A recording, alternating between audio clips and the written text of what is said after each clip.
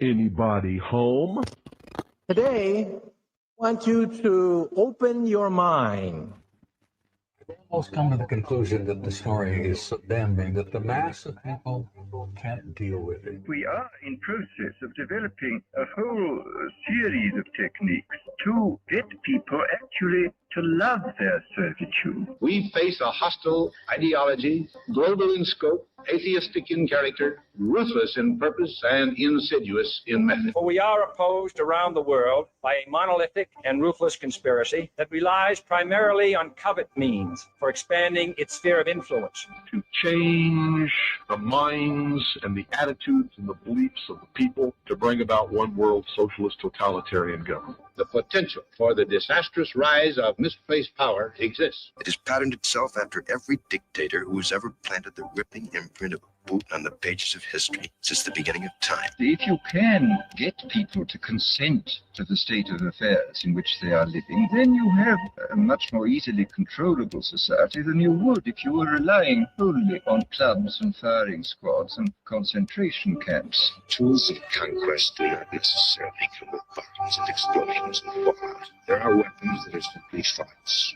attitudes, prejudices. As you connect the dots between different people, organizations, religions, history, suddenly the picture starts to form. The kingdom of God is within man, not one man nor a group of men. Someone born in the United States is not more special than someone born in Mexico. Someone who is white is not more special than someone who is black. They're just vehicles for the consciousness to experience.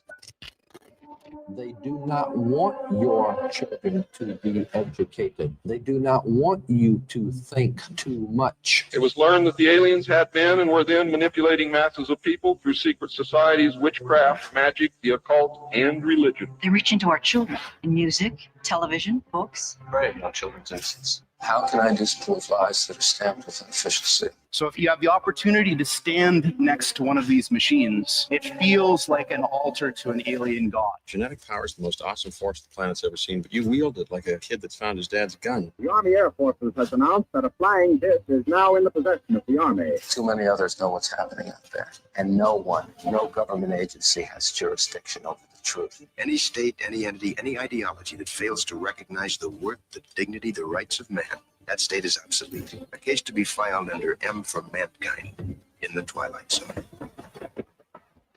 It's about time some of you got acquainted with the real hard truth. It's the heart that says, I will not acquiesce. Freedom is the privilege to be right. Freedom from the disasters and our mistakes. You don't connect the dots. It's just a mass of what's all this about.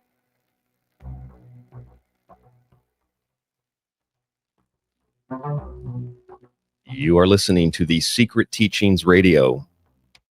I'm your host, Ryan Gable. If you'd like to reach out to the show tonight, you can email rdgable@yahoo.com and find us online at www.tstradio.info. The website also has the full show archive of all of our past episodes, links to social media, and pretty much everything you might need or want to know about TST Radio. Monday through Friday, you help keep us independent when you listen to the free archive or when you subscribe or buy a book. And that is what also allows us to do these live video streams on social media every Friday night, and sometimes on occasion we do one throughout the week as well. I'd love to do them permanently, but they are not financially feasible or viable. So we do them once a week, and I think it's a sweet treat for Friday nights.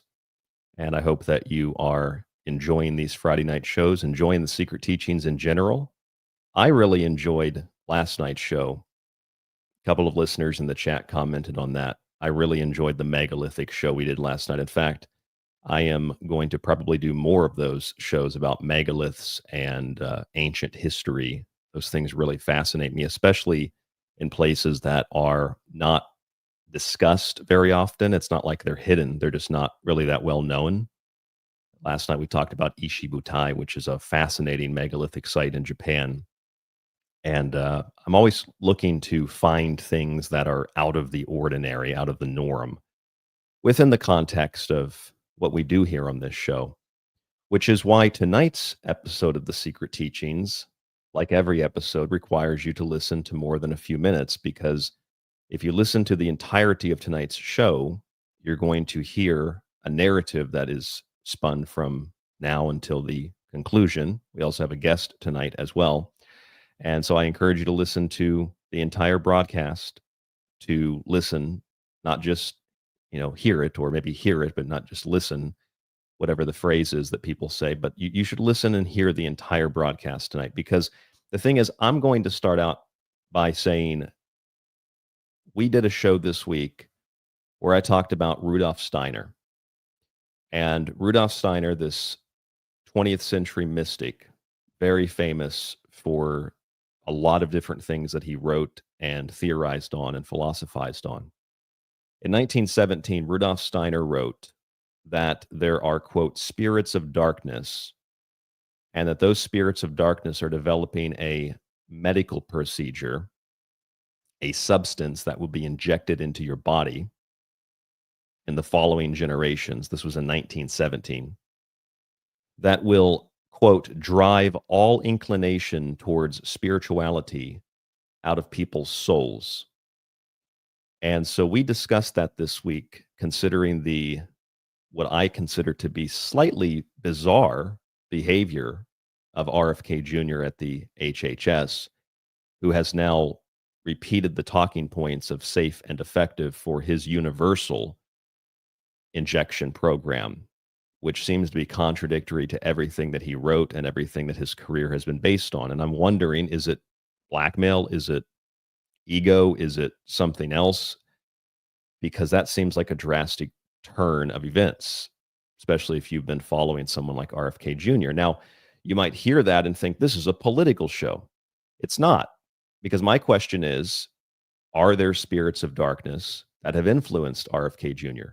Clearly, there are spirits of darkness that have influenced other people in government blatantly. We have video of it. Chuck Schumer has been recorded in Congress talking to spirits or something. They're invisible, so I assume they're spirits. I don't know what they are, but he's been documented as talking to things that are invisible. You saw President Biden do the exact same thing. President Biden would talk to things that were not there. And you can say, well, he had dementia. He's got Alzheimer's. Okay, maybe that's the case. But it's also with like cats or children. Do cats and children have Alzheimer's too when they see things that adults don't see? Perhaps as you get older, whatever we call Alzheimer's or dementia, which is caused by probably a lot of things that cholesterol lowering drugs and other things like that. You get older, you get closer to death, you get closer to the other side, like when you're a child, and you start to interact with things that otherwise people can't see that are not there. People on their deathbed see angels, demons, they see spirits, they see their ancestors, et cetera, et cetera, et cetera. So there's something supernatural or something paranormal, even about things that just seem like they're purely political. And so that's what I focused on earlier this week. We did a show called Mwahaha Maha about the nature of the spirits of darkness and these universal mRNA programs. And I thought that was a pretty good show too. And so we're going to expand on that tonight in a way that you might not expect, because I want to say, I know this is probably getting annoying, but because I say it a lot, but the U.S. consumes, the United States consumes more pharmaceutical drugs than any other country on planet Earth. It's not even a contest. We also consume more ultra, super, hyper processed foods than any other country on the planet. It's not even a contest. And we pay for it with the deterioration of life, with pain and suffering, something that's arguably worse than death, something that is food for these spirits of darkness, whatever Steiner's version of those things are. And this is compounded by the fact that the same people who suffer through all this pain are paying the most for health insurance anywhere in the world. So you're having both your energy in regard to your money, but your energy in regard to your life. Both of those things are being sucked and drained out of you by what we could assume are vampiric-like spirits, literally or metaphorically or both. And within those fields of drug use, or within those, and I mean pharmaceutical drug use, within those fields of medicine and unnecessary surgeries and doctor's visits and all that, everything starts to feel like a science experiment. And with a long history of well-documented drug testing on the mentally crippled, on orphans, on prisoners, not to mention soldiers, not to mention the fact that we sprayed children with DDT while they were eating lunch. We sprayed children with DDT while they were swimming in the ocean. We sprayed children with DDT when they were playing on the playground. And we did this because we wanted to show people that it was safe. DDT is safe. So we sprayed it on children. It's pretty sick. It's pretty disgusting. And the consequences for that are non-existent. There aren't consequences for that. As a matter of fact, when I first learned that, I was in a discussion with someone on radio a long time ago when I was just beginning, and I had learned that and brought that up, and they said that's not true. And I showed them the pictures. They said, no, those pictures are fake. No, they're real pictures. We there's video of it too. We did that to children. We sprayed them with extremely toxic and poisonous and deadly. And death is not even really the worst thing that can happen to you. But we did this to kids. We did this to everybody, but we did this specifically to kids. It's disgusting. If you're watching the video feed, I just brought some of the pictures up on the screen. If you're not watching the video feed, you can find it on our social media pages. tstradio.info is the website. But we did this to children. And this is just one of many examples of things like this that we've done as a culture, as a species, whatever you want to call it. We also like to take historical atrocities, like we like to blame everything on the SS. And sometimes, if we're knowledgeable, we might maybe reference like Japanese biowarfare experiments. Maybe. There's been some of that in the news recently, Unit 731. But we don't like to talk about our own experiments. We don't like to talk about how we sprayed heavy metal particulate on St. Louis, on lower income socioeconomic neighborhoods. We don't like to talk about how we brought drugs into American neighborhoods, particularly black neighborhoods under the first Bush administration. We used to have Freeway Ricky Ross on the show. I think we had him on 5 or 6 times over the years. I don't know whatever happened to him. He ran a lot of that drug trade. So there's a lot of, it doesn't matter if it's drugs or it's chemicals, or there's just so many different examples of this that, these are things that start to sound like more than just, doesn't have to be a conspiracy, but it feels like a spirit of darkness. It feels like a spirit of wickedness. Like how you could do those things, how you could, to prove that something is safe, you spray children with a toxic chemical. I mean, that's just evil, is what that is. And so as we move into the opening up of what tonight's show is really about, and we'll bring our guest on here in just a few minutes, I want to go to the chat room because I saw some people in the chat room mentioning what I wanted to talk with you about just for a moment here, and that is the Wendigo or the Wetiko. Now, people have talked about this in very inaccurate and incorrect ways. I've seen podcasts and radio shows mention this like it's an actual demon or something. It's not. The Wendigo is a spiritual manifestation.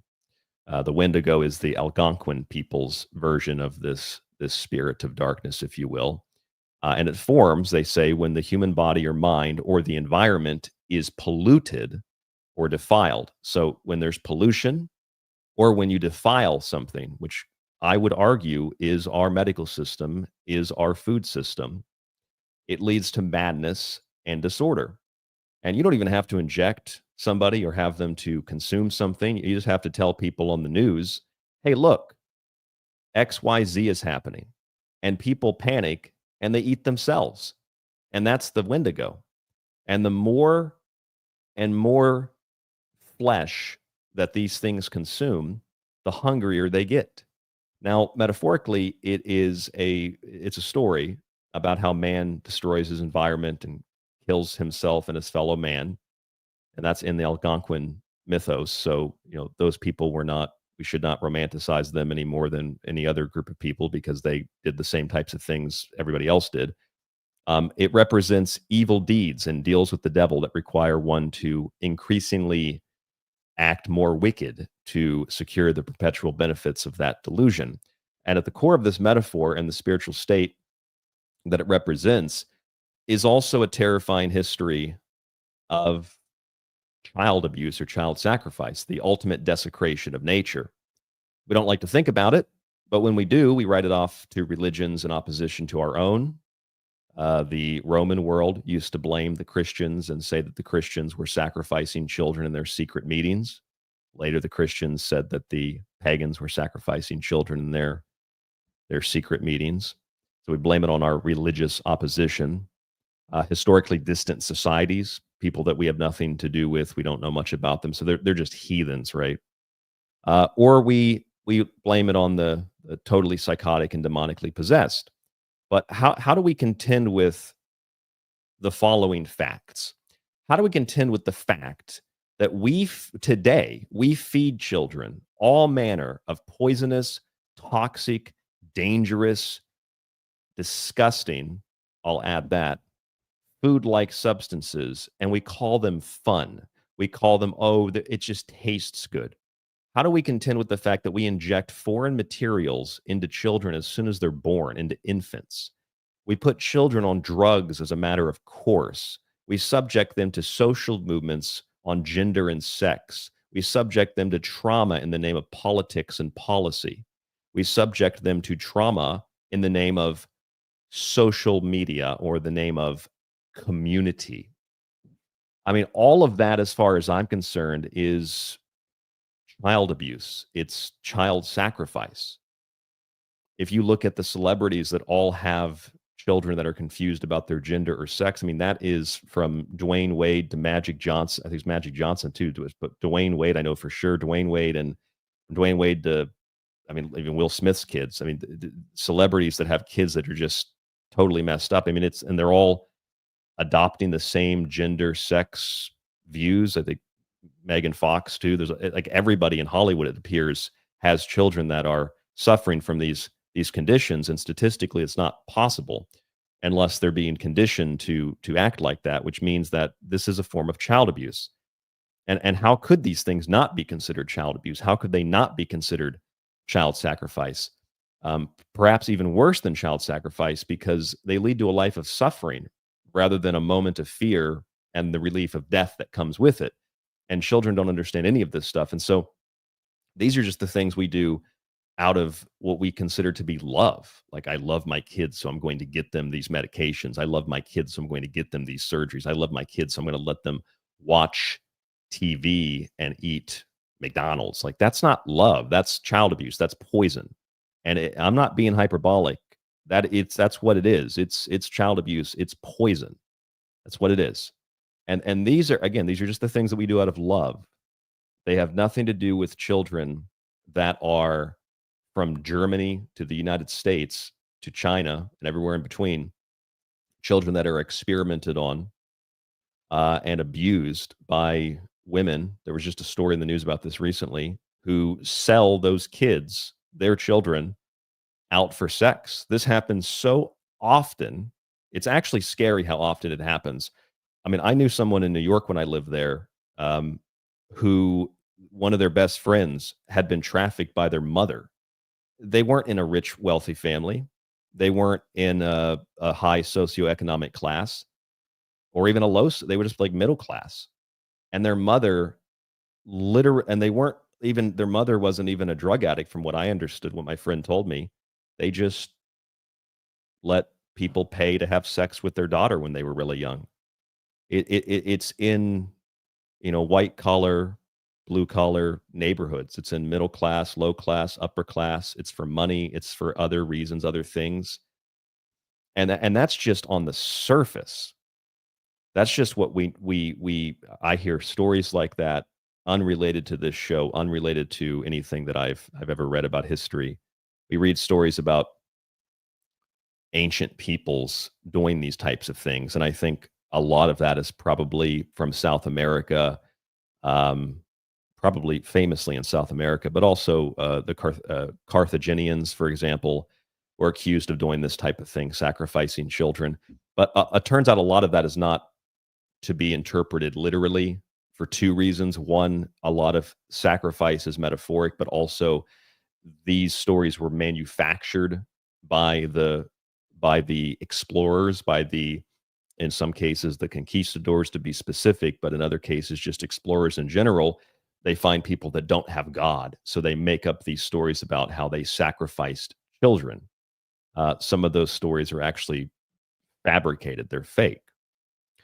Okay, but the point is, we have children today, and in the last 100 years, well documented. As a matter of fact, for whatever you can take without a grain of salt from RFK Jr., his book talks about these kinds of experiments that Dr. Fauci did, and that's just something we know in the modern day. And those include experiments on orphans. It includes experiments on people in hospitals. It includes modern blood testing after birth. You might think this is such a great idea. We're going to test babies for diseases. It's a great idea.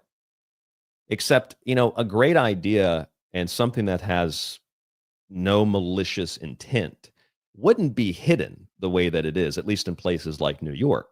In the state of New York, they tell you at the hospital, and maybe this isn't universal, but this was my experience. They tell you at the hospital when the baby is born, you cannot opt out of the blood screening.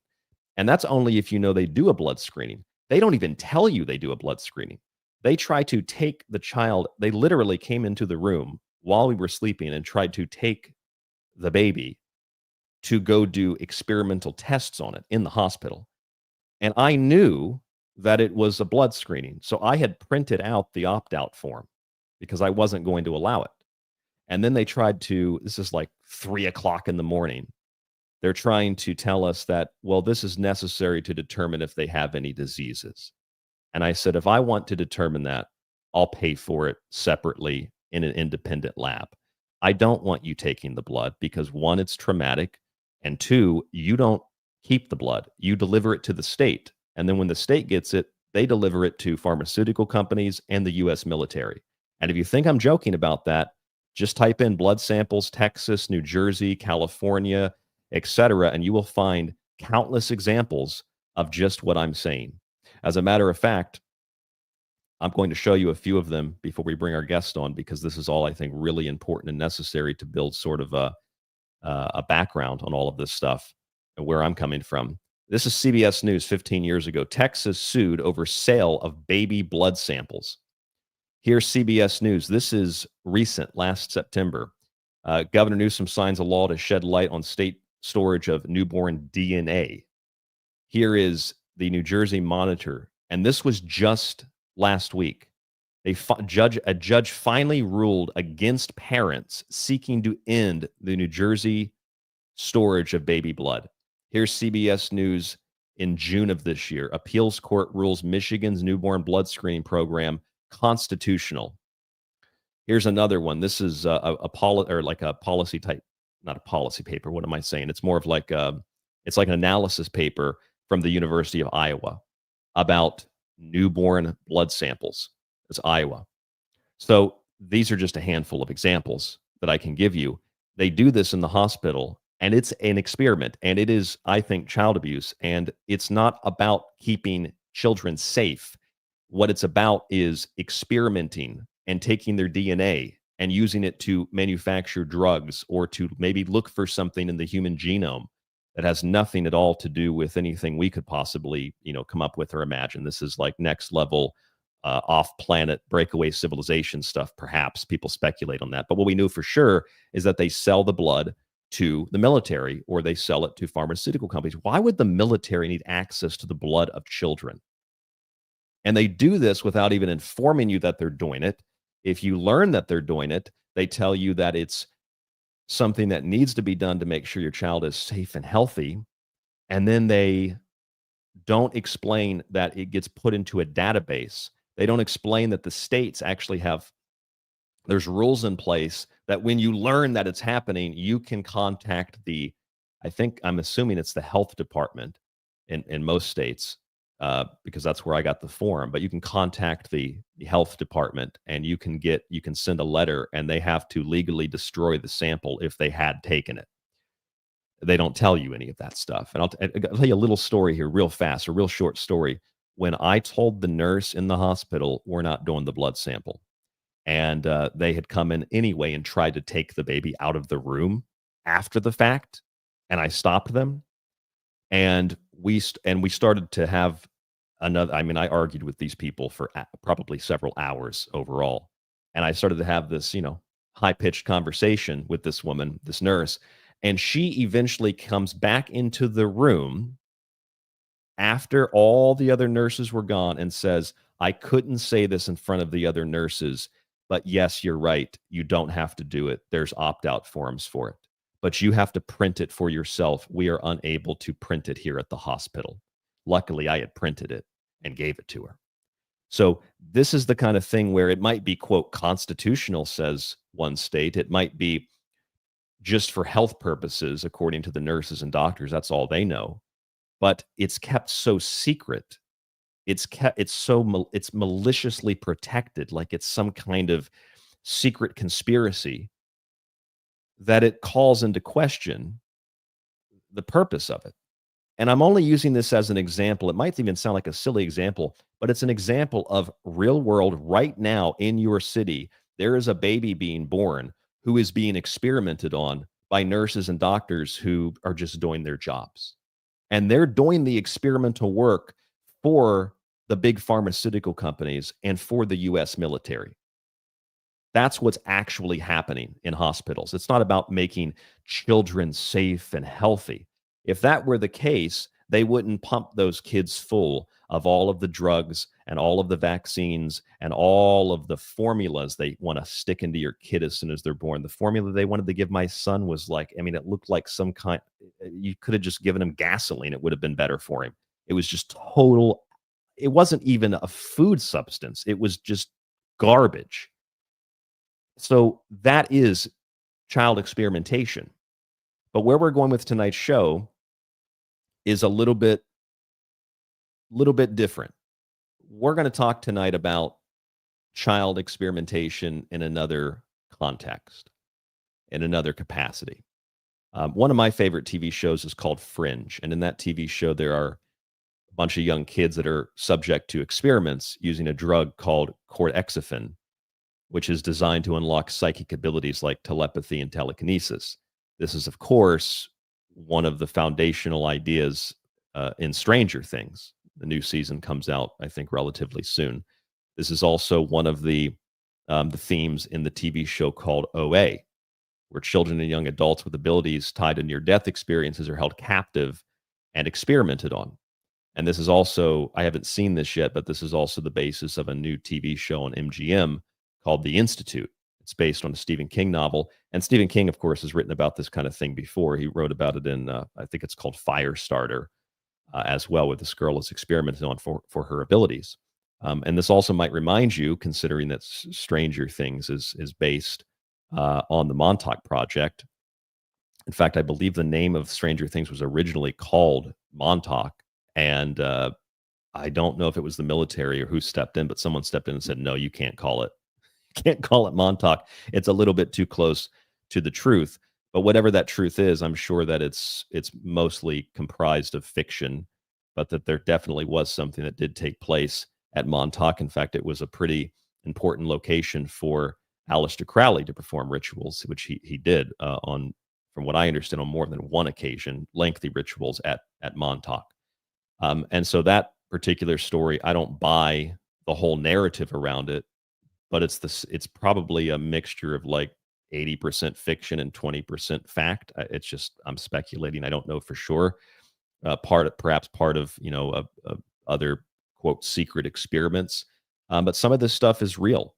Some of it's fiction, some of it's fabricated. I mean, frankly, there's probably more truth or more reality in Stranger Things than there is in some of the books that are written on these subjects. You can publish the books, but they had to change a lot of the storyline and a lot of the title matter because it was too close, and the military didn't want that stuff published. But then again, it's also at the same time, like, it's all in, like, MK Ultra's in the show, and it kind of desensitizes people to these issues while also informing them of the same. And it's like, in fact, when I first watched Stranger Things, someone sat me down and was like, "You have to watch this show. This show is all you." And I watched it, and then I said, "This is MK Ultra. This is like Montauk." And they said, "What's that?" And I told them, and they said, "No, that's not true." And I said, "No, it's true." And I showed them that it's true, and they said, "Oh." And then they didn't really want to be friends anymore, which is for some reason usually what happens. So anyway, the Montauk Bible is what you see on your screen right now. This was like the treatment for Stranger Things. And anyway, I show you that because tonight's show title is Stranger Than Fictional Things, because truth is, or tends to be, stranger than fiction. And tonight we're going to look at things that are stranger than fictional things. We're going to do that with our guest and a good friend of mine, Ryder Lee, who's working on a new documentary about just these types of very bizarre things. We'll bring Ryder on here in just one moment. I want to go to the chat, and I want to thank all of you for tuning in to the show tonight. If you're in the live chat, thank you. Joe Ryder is here. Thank you so much for joining us. Joe, PT, Diane Perry, Tim Curley, Marilyn Kluger. I don't know if I've seen Marilyn in the chat before. Welcome to the show. Marilyn says, Ryan must be a Virgo rising, detail-oriented. No, I'm not. I'm actually an Aquarius with a little bit of, what was it, like Aquarius, Scorpio or something? I forget the chart, but definitely Aquarius and Scorpio. Michael M. is here. Thank you for joining us, Michael. Evan Kelly is here. Thank you for joining us, Evan. Flux is always here. Flux is also a moderator in the chat. Thank you so much for joining us, Flux. Burning Beard is here as well. Everything is fine. Boomer Sooner is here as well. A lot of listeners in the chat. We could go through everybody, but I'll just click on a few more for time's sake. B. Kuna. Yes, we do have a guest tonight. Anybody else in the chat? Actually, there's a bunch of people here in the chat I didn't see. Thank you so much, whoever is listening. Early Girl is also here. Good evening, Early Girl. Thank you. You've been early every week, I think. I think you've caught all the shows. Jackie is also here. Hello, Jackie. Thank you for joining us, Jackie. Jackie says, no one is talking about what Elon was allowed to do in the poorest part of Memphis, Tennessee, and people are sick and dying. It happens all over the country. Perhaps we could talk about that tonight as well. Deborah is here as well. Welcome to the show. And Matthew Clark is here as well. All right. Anyway, thank you so much for joining us whenever and wherever you're listening around the world. Antonio is here as well. I should mention Antonio. This is The Secret Teachings, tstradio.info, rdgable@yahoo.com. Thank you, Russell Stewart, for joining us. All G, thank you for joining us as well. Alrighty, so tonight, for the next 90 minutes roughly, we have Ryder Lee with us from Raised by Giants. You can find him on YouTube. So if you're on YouTube right now, you can just type in Raised by Giants and you should be able to find Ryder Lee. He's been on the show many times. He's a good friend of mine. And he's made a handful of really good documentaries. The Clockwork Shining documentary, that was a really, really good documentary.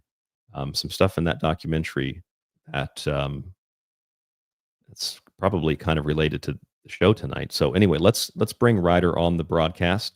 Ryder, thank you for joining us. Really appreciate you being here. I know you have a new microphone set up too, so let's break that thing out. The first, I think, official show with the new mic. Let me know how it sounds. Give us a test. Breaking it in, Ryan. Breaking it in. Thanks for having me on. Really appreciate it. Good to see everyone in the chat.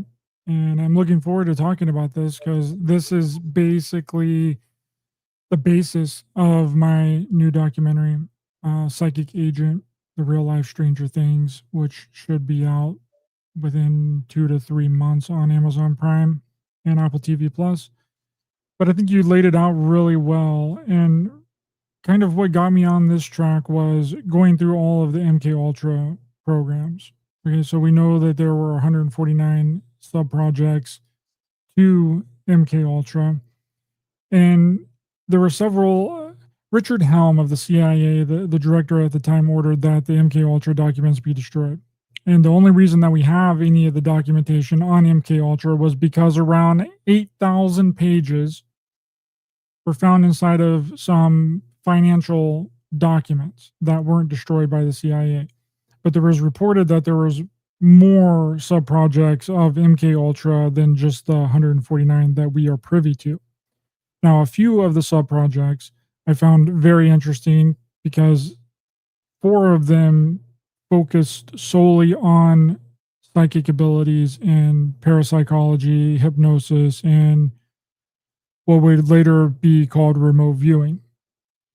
Now, there was another sub-project that involved children.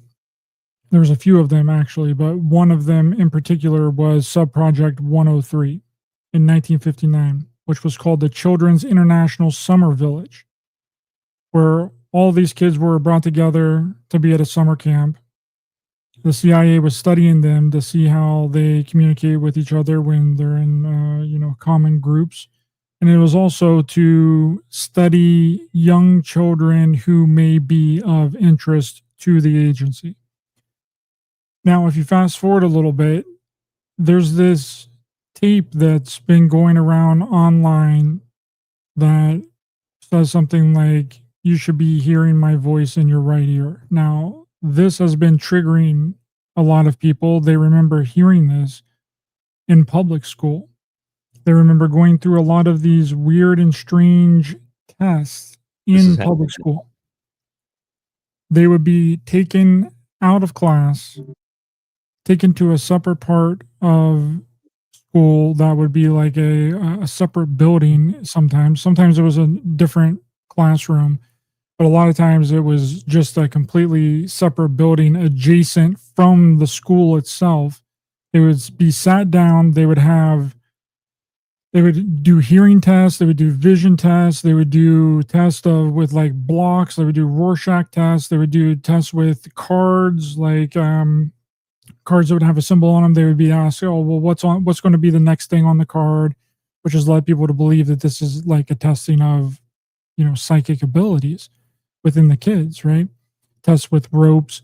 They would be told to drink some sort of substance, like a very liquidy substance. Some people believe that it was a pink Pepto-Bismol type drink. Other people remember it being a yellow, thick Pepto-Bismol like drink, but they were like, I don't know, like just in these, like, those little paper cups that they just like look like shooters that they would be that they would have to take. And this coincides with like the drugging of kids. Like nobody knows, and that's the thing, is within those tests, after they take the substance, they don't really remember anything else after that.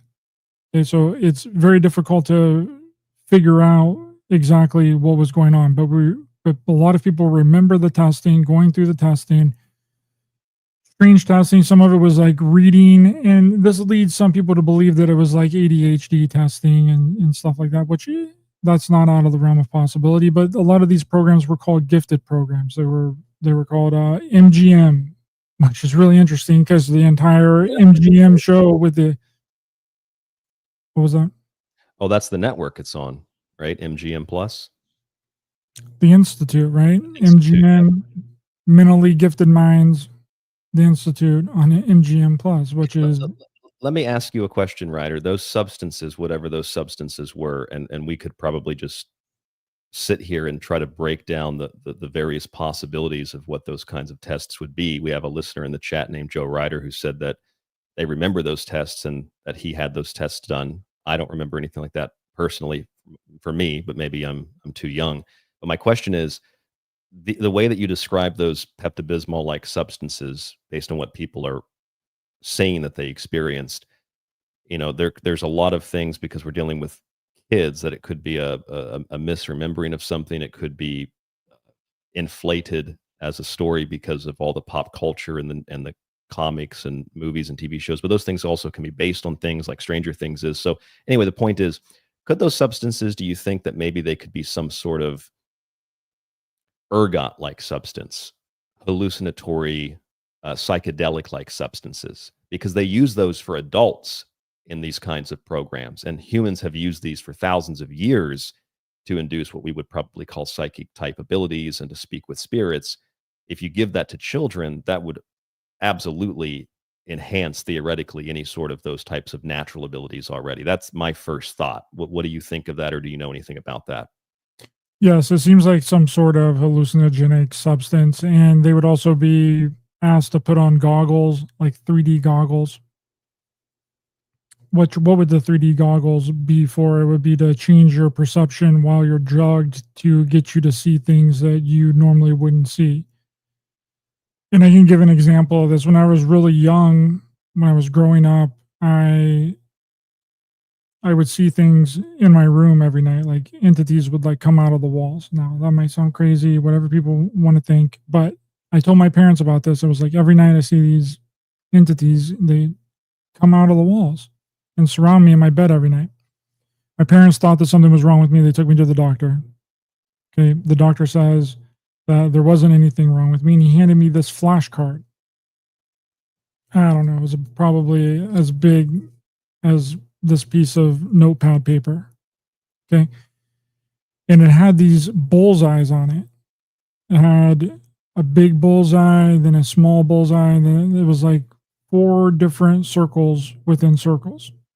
And he said, can you make this bullseye become 3D? Can you make the bullseye pop up off of the card? And I couldn't do it at that time. And he was like, well, when you can do it, come back and see me. And it was like it was like really fuzzy. Like it was almost like it was 3D on the card already. Like if you were to take your 3D glasses off and watch a 3D movie, how it's like super blurry. That's what the card looked like. And as the bullseyes got bigger on the little flash card, they got clearer.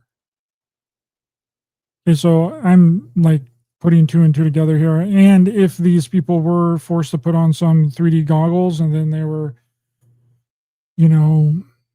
given some sort of substance, would that be to trigger some sort of abilities? I mean, because we know that they're three. You say they're 3D goggles because usually that kind of stuff works with a movie that's rendered to be 3D. But obviously, if you put them on, they don't work when you walk outside. Things don't. They're already 3-dimensional. So what does that? What does 3D goggles mean then? For the people that can't see what they're supposed to be seeing. So maybe they're not necessarily 3D goggles, but there's some sort of enhancing device to enhance the visions.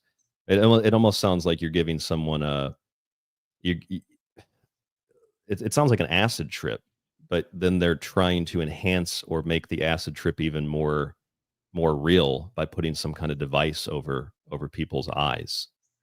Right. So if you couldn't do something right, it's just like with technology. Technology gives us a leap to be able to talk to each other while you're in Japan and I'm in the United States, right?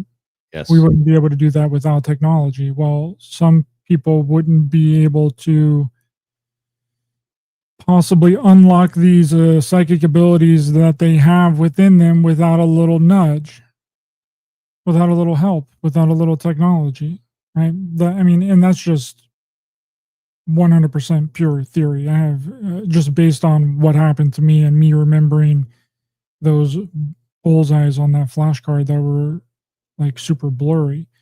But there's several instances of that with people being drugged and then experimented on, and it's shown a lot in the Institute on MGM Plus with children. But there's like the Ames Leaf Room. Have you ever heard of the Ames Leaf Room? I have not. Well, it was created by Dr. Ames. He created this, which was funded and on contract by the Office of Naval Intelligence, Office of Naval Research, where he would take college students into this room that just had leaves all over it. You can Google it. You can just type in Ames Leaf Room. And he would give them LSD. Then he would put these goggles over their head and then have them sit in this weird room that he created. It's called the Ames Leaf Room. Okay. So, and people would have like the worst trips of their lives in this room that's made out of leaves, tripping on LSD with weird goggles over their head. They would end up in the emergency room. Okay. So, I mean, and that's a 100% real story of the Ames Leaf Room. So, and that was happening on a college campus, right? So there is evidence of some of the things that people are remembering. It's just difficult to track it into actually being inside of public schools. But the weird part about it, Ryan, is that voice that I was mentioning of the tape when people would put the headphones on and they would go through these hearing tests in public school, which is the voice that comes over. You should be hearing my voice in your right ear. That is the Monroe Institute Gateway tapes. That voice is that's a real thing that's triggering people. That's the Monroe Institute Gateway tapes. The Hemi-Sync Gateway tapes is to induce an out-of-body experience, which Robert Monroe is connected to the Stargate remote viewing unit that the DIA and Army Intelligence was doing. Army Intelligence paid Robert Monroe thousands of dollars to send their Army assets to the Monroe Institute to study under Robert Monroe. So there's a connection here. So how and why were these gateway tapes put into public school? Did SRI have something to do with this? Because SRI was a part of this entire thing too. They were the original scientists that were put down to study remote viewing and was funded by the CIA and by the government, by the Air Force, by the NSA. And there's this document that I have here. I'm going to actually share the screen here really quickly. Window. This is from the Sunstreak DIA Army Intelligence Program, which was for remote viewing. They were using remote viewing to collect intelligence data on foreign targets during the Cold War. It started in 1978 and ended in 1995. Is Sunstreak the one that reportedly, supposedly, if this is the one I'm remembering, where the Ark of the Covenant was also reportedly found in the 80s? Is that the same program? Yes. But it is the same program as one of the very first programs that was a Grill Flame that was started as well. It was just renamed. So several times since 1978, Army Intelligence and DIA had been split, and then they had their separate programs, and then they would come back together, then they would split again. That would cause another name change, and then they would come back together, and then that would create another name change. So it was Sunstreak for a really long time, and then in 1992 it was changed to the Stargate Project by Dale Graff, which was an operations manager that's going to be in my documentary talking about this and how and why he changed the name to Stargate. And then it was supposed to be given back to the CIA, which was funding it in 1995, and then the CIA shut the program down and said no intelligence data had ever been collected from the program, which is a lie. Once you read through all these documents, you'll see that the remote viewers were on target with almost everything. I mean, there's wind speed, there's detailed drawings of the location that they're remote viewing with their mind, their psychic abilities. I mean, it definitely worked. And that's what also piqued my interest. Why would they shut down a program that was, on all accounts, successful? Repurposing the program is usually what happens. They repurpose it, they rename it, they reassign people, or it goes black. That's right. That's exactly right. They either already had a program. 2, they reassigned the program. 3, it went so dark that nobody is ever going to find out anything about it. And the evolving nature of what remote viewing can become, you can do so much with remote viewing. It's not just an intelligence data collection or spying for the government or seeing what somebody else is doing. There's so many other levels and layers to remote viewing that can be done. I mean, there's outbounder experiments. There's which is the SRI called him outbounder. The DIA called him what was the name? They called him a different name, but it was essentially the same thing. That they would have the remote viewers remote viewing a certain individual, and then the remote viewer would literally be able to see through their eyes. Okay, and then if you were to take that a step further, and then there's like by location. There's a very advanced form of remote viewing that Ingo Swann created that was called perfect site integration. That was essentially straight up bilocation. You could literally bilocate your physical body to another place on the earth, and you would be there and you would be able to influence the environment. So it gets way more advanced, and they want you to stop at, the government. They want you to stop at this intelligence data collection that the remote viewers were doing for DIA and Army intelligence. They want you to stop there. Like, bilocation is a theoretical scientific concept. I think that would also apply to perhaps understanding what a ghost is. I've heard this theory for a very long time, and I think that it's probably it's an adequate potential explanation for ghosts or something similar to ghosts. Yeah, why does unexplained activity or paranormal activity have to be of a dead spirit? Well, Like, it's more usually, than likely probably from somebody that's living. and usually it someplace has else. to do with and is associated with heightened emotional states. Your stress, anxiety, fear, terror, even sexual tension and energy, psychic abilities, telekinesis, moving objects with your mind, etc. Those even pyrotechnics. What do they call it? Techniques. Even those kinds of things, being able to manipulate fire, the elements, or whatever the case is, comes from those heightened emotional states. So there's a connection between those two things. Although I was wondering, I want to ask, you're a perfect person to ask this question, because I'm thinking of the Pentagon's recent announcement that they fabricated many of the UFO stories and narratives. And I don't trust the Pentagon, but this has been a theory in ufology for a long time. It's also documented back in the 50s that was one of the goals, not necessarily the Pentagon, but that the media, the military, intelligence was going to do this. So when we learn that, now there's like an open acknowledgement that yes, the military perpetrated these myths, or took real stories and turned them into myths and or things they didn't know what they were. And I'm wondering if the same thing has come to your mind in researching for your new documentary, has come to your mind about things like remote viewing and things like people remembering having gone to these gifted children test programs in public schools, that perhaps some of this stuff, people say, hey, I remember that. Well, we do know, psychologically speaking, people misremember a lot, and it can be traced directly back to things that you're entertained by, or it can be tracked back to states of emotional instability, people that are missing certain things in their life, so they want to be part of something, or it's an excuse for why their life isn't what it could be. I mean, that's very real.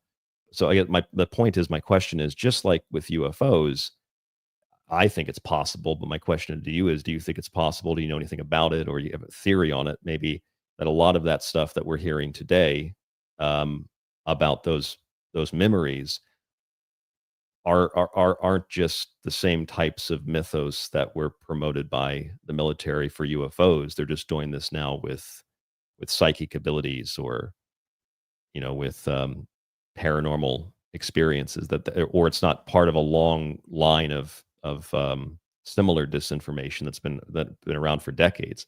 Do you understand what I'm asking? Do you have a thought on that?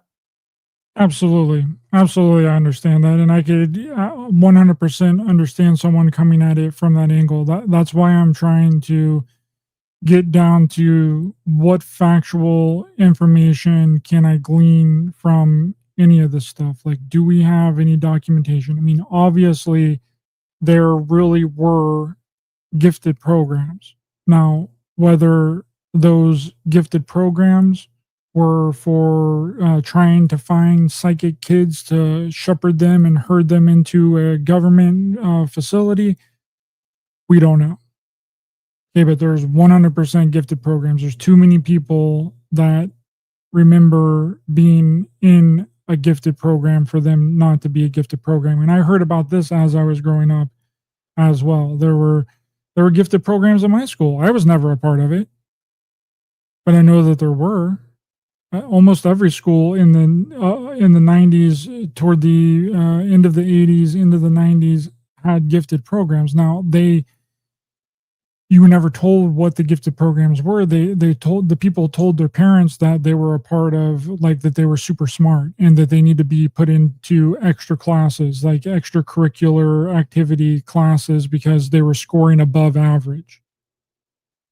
Okay, now that could be mixed up and confused with some sort of weird government testing as well. But as far as documentation, we have this document from the Sunstreak remote viewing program that says right here, only one scientific claim of detection of remote viewing is known. Chinese scientists claim to have detected remote viewing during their experiments with children. Do you have this at the bottom of your screen? I do not see it on my screen. Let me see if I can pull it up. It should be at the bottom of your, I hit it on the share, so you should be able to just bring it up down near the bottom. Yes, it's allowing me now. It wasn't allowing me at first. It is now. So you can see that on the screen now. Sunstreak. Okay, so data on these experiments is insufficient to validate this. Now, this part down here looks like it tried to be redacted, like someone tried to just mark this out with like a pen. It looks like it's been marked over like twice. And it says work to replicate these experiments, however, is going on at SRI. So they shut the program down because it wasn't providing anything of value, but then whatever value there was in it was continued at SRI. They tried to replicate the experiments. Is that what I'm to understand? Right, but we don't know if that means replicating the experiments with children. That's just stated above here with the Chinese have detected remote viewing during their experiments with children, which is 100% accurate. They were doing those experiments. Whenever you turned around, I don't know, I think it was like 13 or 14, you were then kicked out of the program. They had no use for you anymore in China. And currently there are programs in the UK that are training kids with psychic abilities. They'll put blindfolds on them and they'll have them they would be naming what color is there when they can't even see it. It's 100% real program. Now, that's not a nefarious program. That's just a program for parents that think that their kids have some sort of extrasensory perception. That doesn't involve school or anything. It's just like a sports class that you would take your kid to, or a gymnastics class or taekwondo. It's like an extracurricular activity class that's going on in the UK, where that is training kids how to be psychic. Okay, I think it's a lot easier today because of the internet and because of widespread, cheap, easily accessible communication.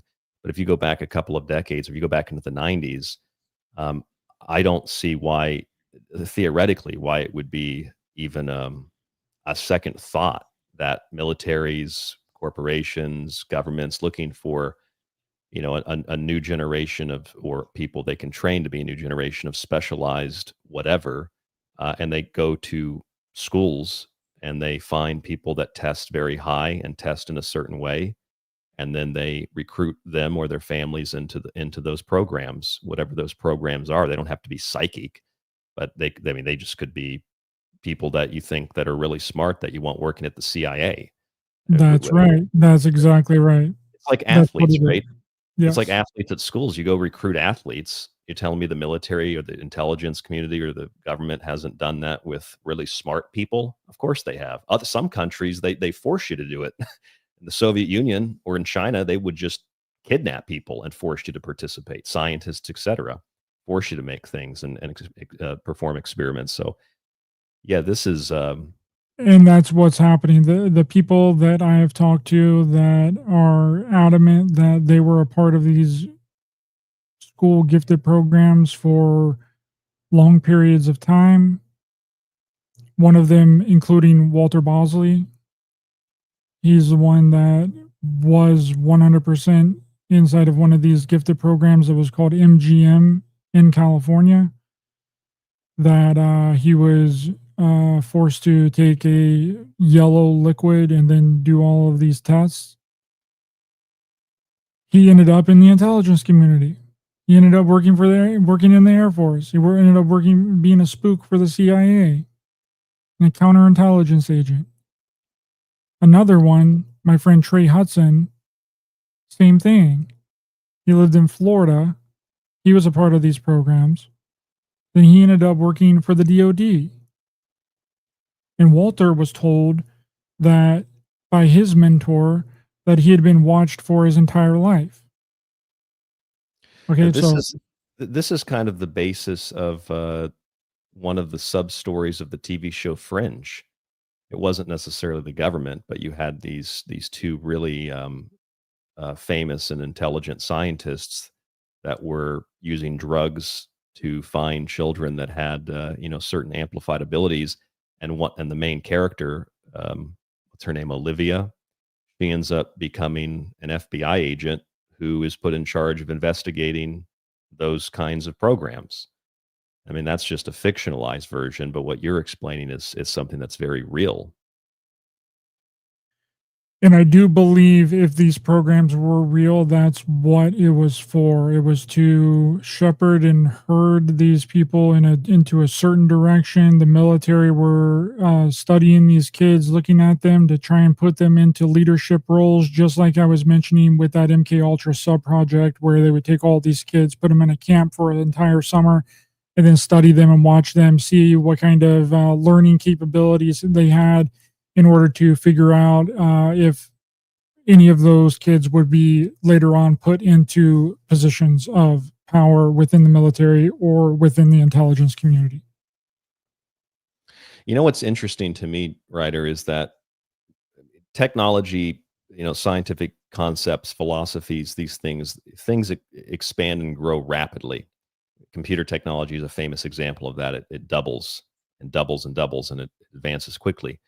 But if you think about just the medical practice itself, we are not more than 100 years removed, if that. It could be less than 100 years, from bloodletting practices. We're less than 100 years removed from putting women into insane asylums because of emotional states. We're less than, I'd say 100 to be really conservative, but we're less than 100 years removed. Maybe more like we're still doing it, using mercury as a salve, as a lotion, as a substance to cure diseases, which is arguably one of the things that caused leprosy, exposure to mercury on the skin, and it would cause your skin to literally peel off. I mean, some of this stuff we're still doing today. In fact, when you have a woman that goes to the hospital to give birth, and I make that distinction now because they say men can have babies, but when a woman goes to the hospital to give birth, it's still a very barbaric, they say it's sanitary and it's clean. It's a really barbaric and unsanitary, mentally and physically, condition. Like, a woman should not be laying down on her back unless she feels it's necessary to give birth. People used to stand to give birth, or give birth in water, not lay down. My point is, in giving you these examples of bloodletting and things like this, is because, or mercury, we think that these are like barbaric practices that are confined to some historical period, that we've grown out of that. We've learned from our mistakes.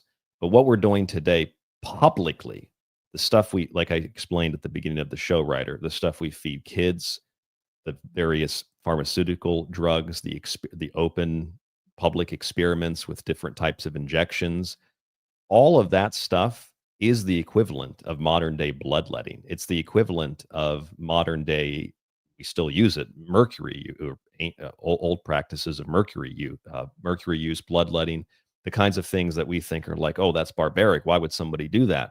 Well, we're doing the exact same thing today publicly.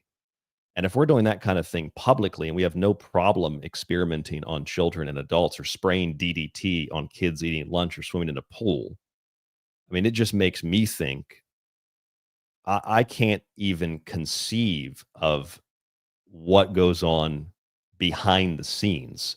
And when you have power and money, and we know of all the programs we know that did exist, and the stuff, the little bit that we know about them that's confirmed, I'm sure that it's really beyond comprehension, the kinds of things that have been done to both children and adults in programs like this, without consent, without knowledge.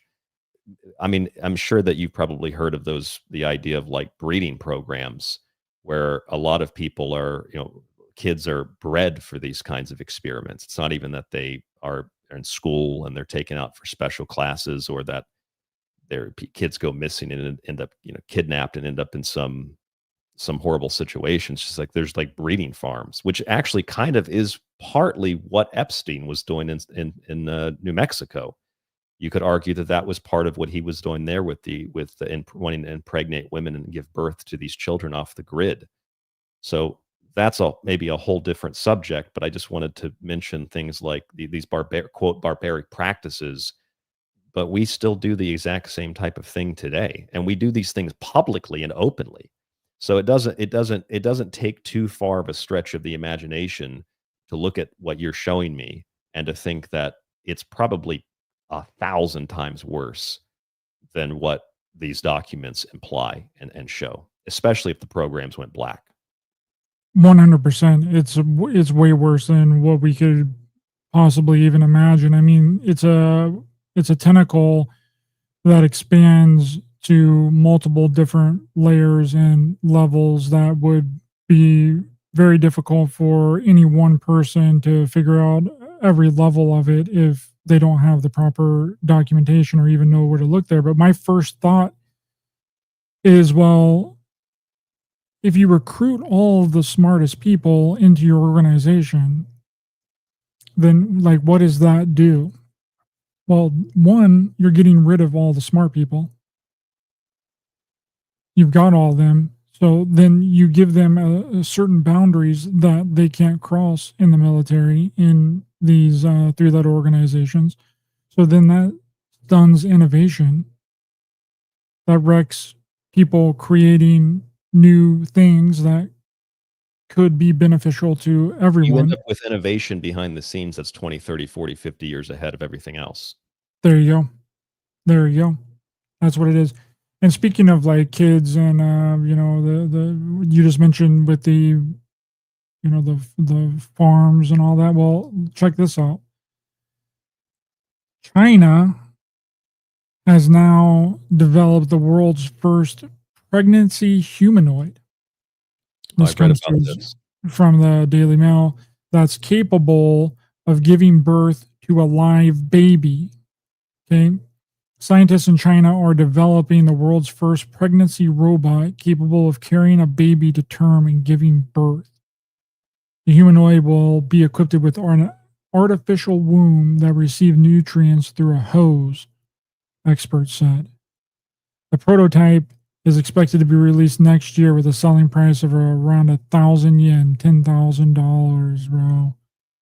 Wait, 1,000 yen? Or is this a Japanese? Oh, 100,000 yuan or yen or yuan.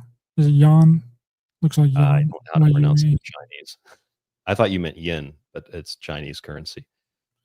He said that the artificial womb technology is already in a mature stage and now needs to be implemented in the robot's abdomen so that a real robot can interact with the act of pregnancy. Okay, so this is this a prototype of what it's going to look like. Yeah, I'll bring that back up on the screen, but I wanted to show listeners that, yes, this was MIT technology review back in 2023. This is what one of them looks like, an artificial womb. So they want to take that, and this is in Japan. This is a Japanese artificial womb. They want to take that and put that into what you showed, which is a robot to make it more humanoid. So these things are artificial wombs that exist separate, and then they want to stick them into a humanoid-like body, from what you're showing me. And people thought that it was just a conspiracy theory that they had these artificial, like, babies being born outside of the womb. You know what? This just made me think of something really interesting. So that artificial womb I just showed you is a Japanese artificial womb. And I wrote a technology book many years ago where I talked about the development of artificial wombs elsewhere in the world. Have you ever noticed that when you read stuff from China, I don't necessarily believe stories coming out of China, but you can read stories from over here in Japan where I am, stuff about and even environmental technologies that just seem like they're so simple. There's no propaganda. It's just like, hey, we designed a plastic that dissolves in water and it's made of like seaweed. Solves the plastic problem. You ever notice that like anywhere else in the world you read about stuff like that, the technology always seems so far advanced. And we know as Americans that we are the wealthiest and probably the most ruthless of any country. And we're sitting here with technology that feels like it's from the 1950s. That's why people come to places like South Korea, China, Japan, and they're like, wow, these people are living in the future. It's like, no, that technology is probably itself really old. In the US, it's just all been gobbled up by corporations. It's been gobbled up by defense contractors, by companies like Apple and Facebook. And that's why we still live in like 1950s technology, but the rest of the world, any developed country, seems to be 50 to 100 years ahead. We have this stuff too. We just don't publicize it as much. That's what I think. I don't know. Do you have a thought on that?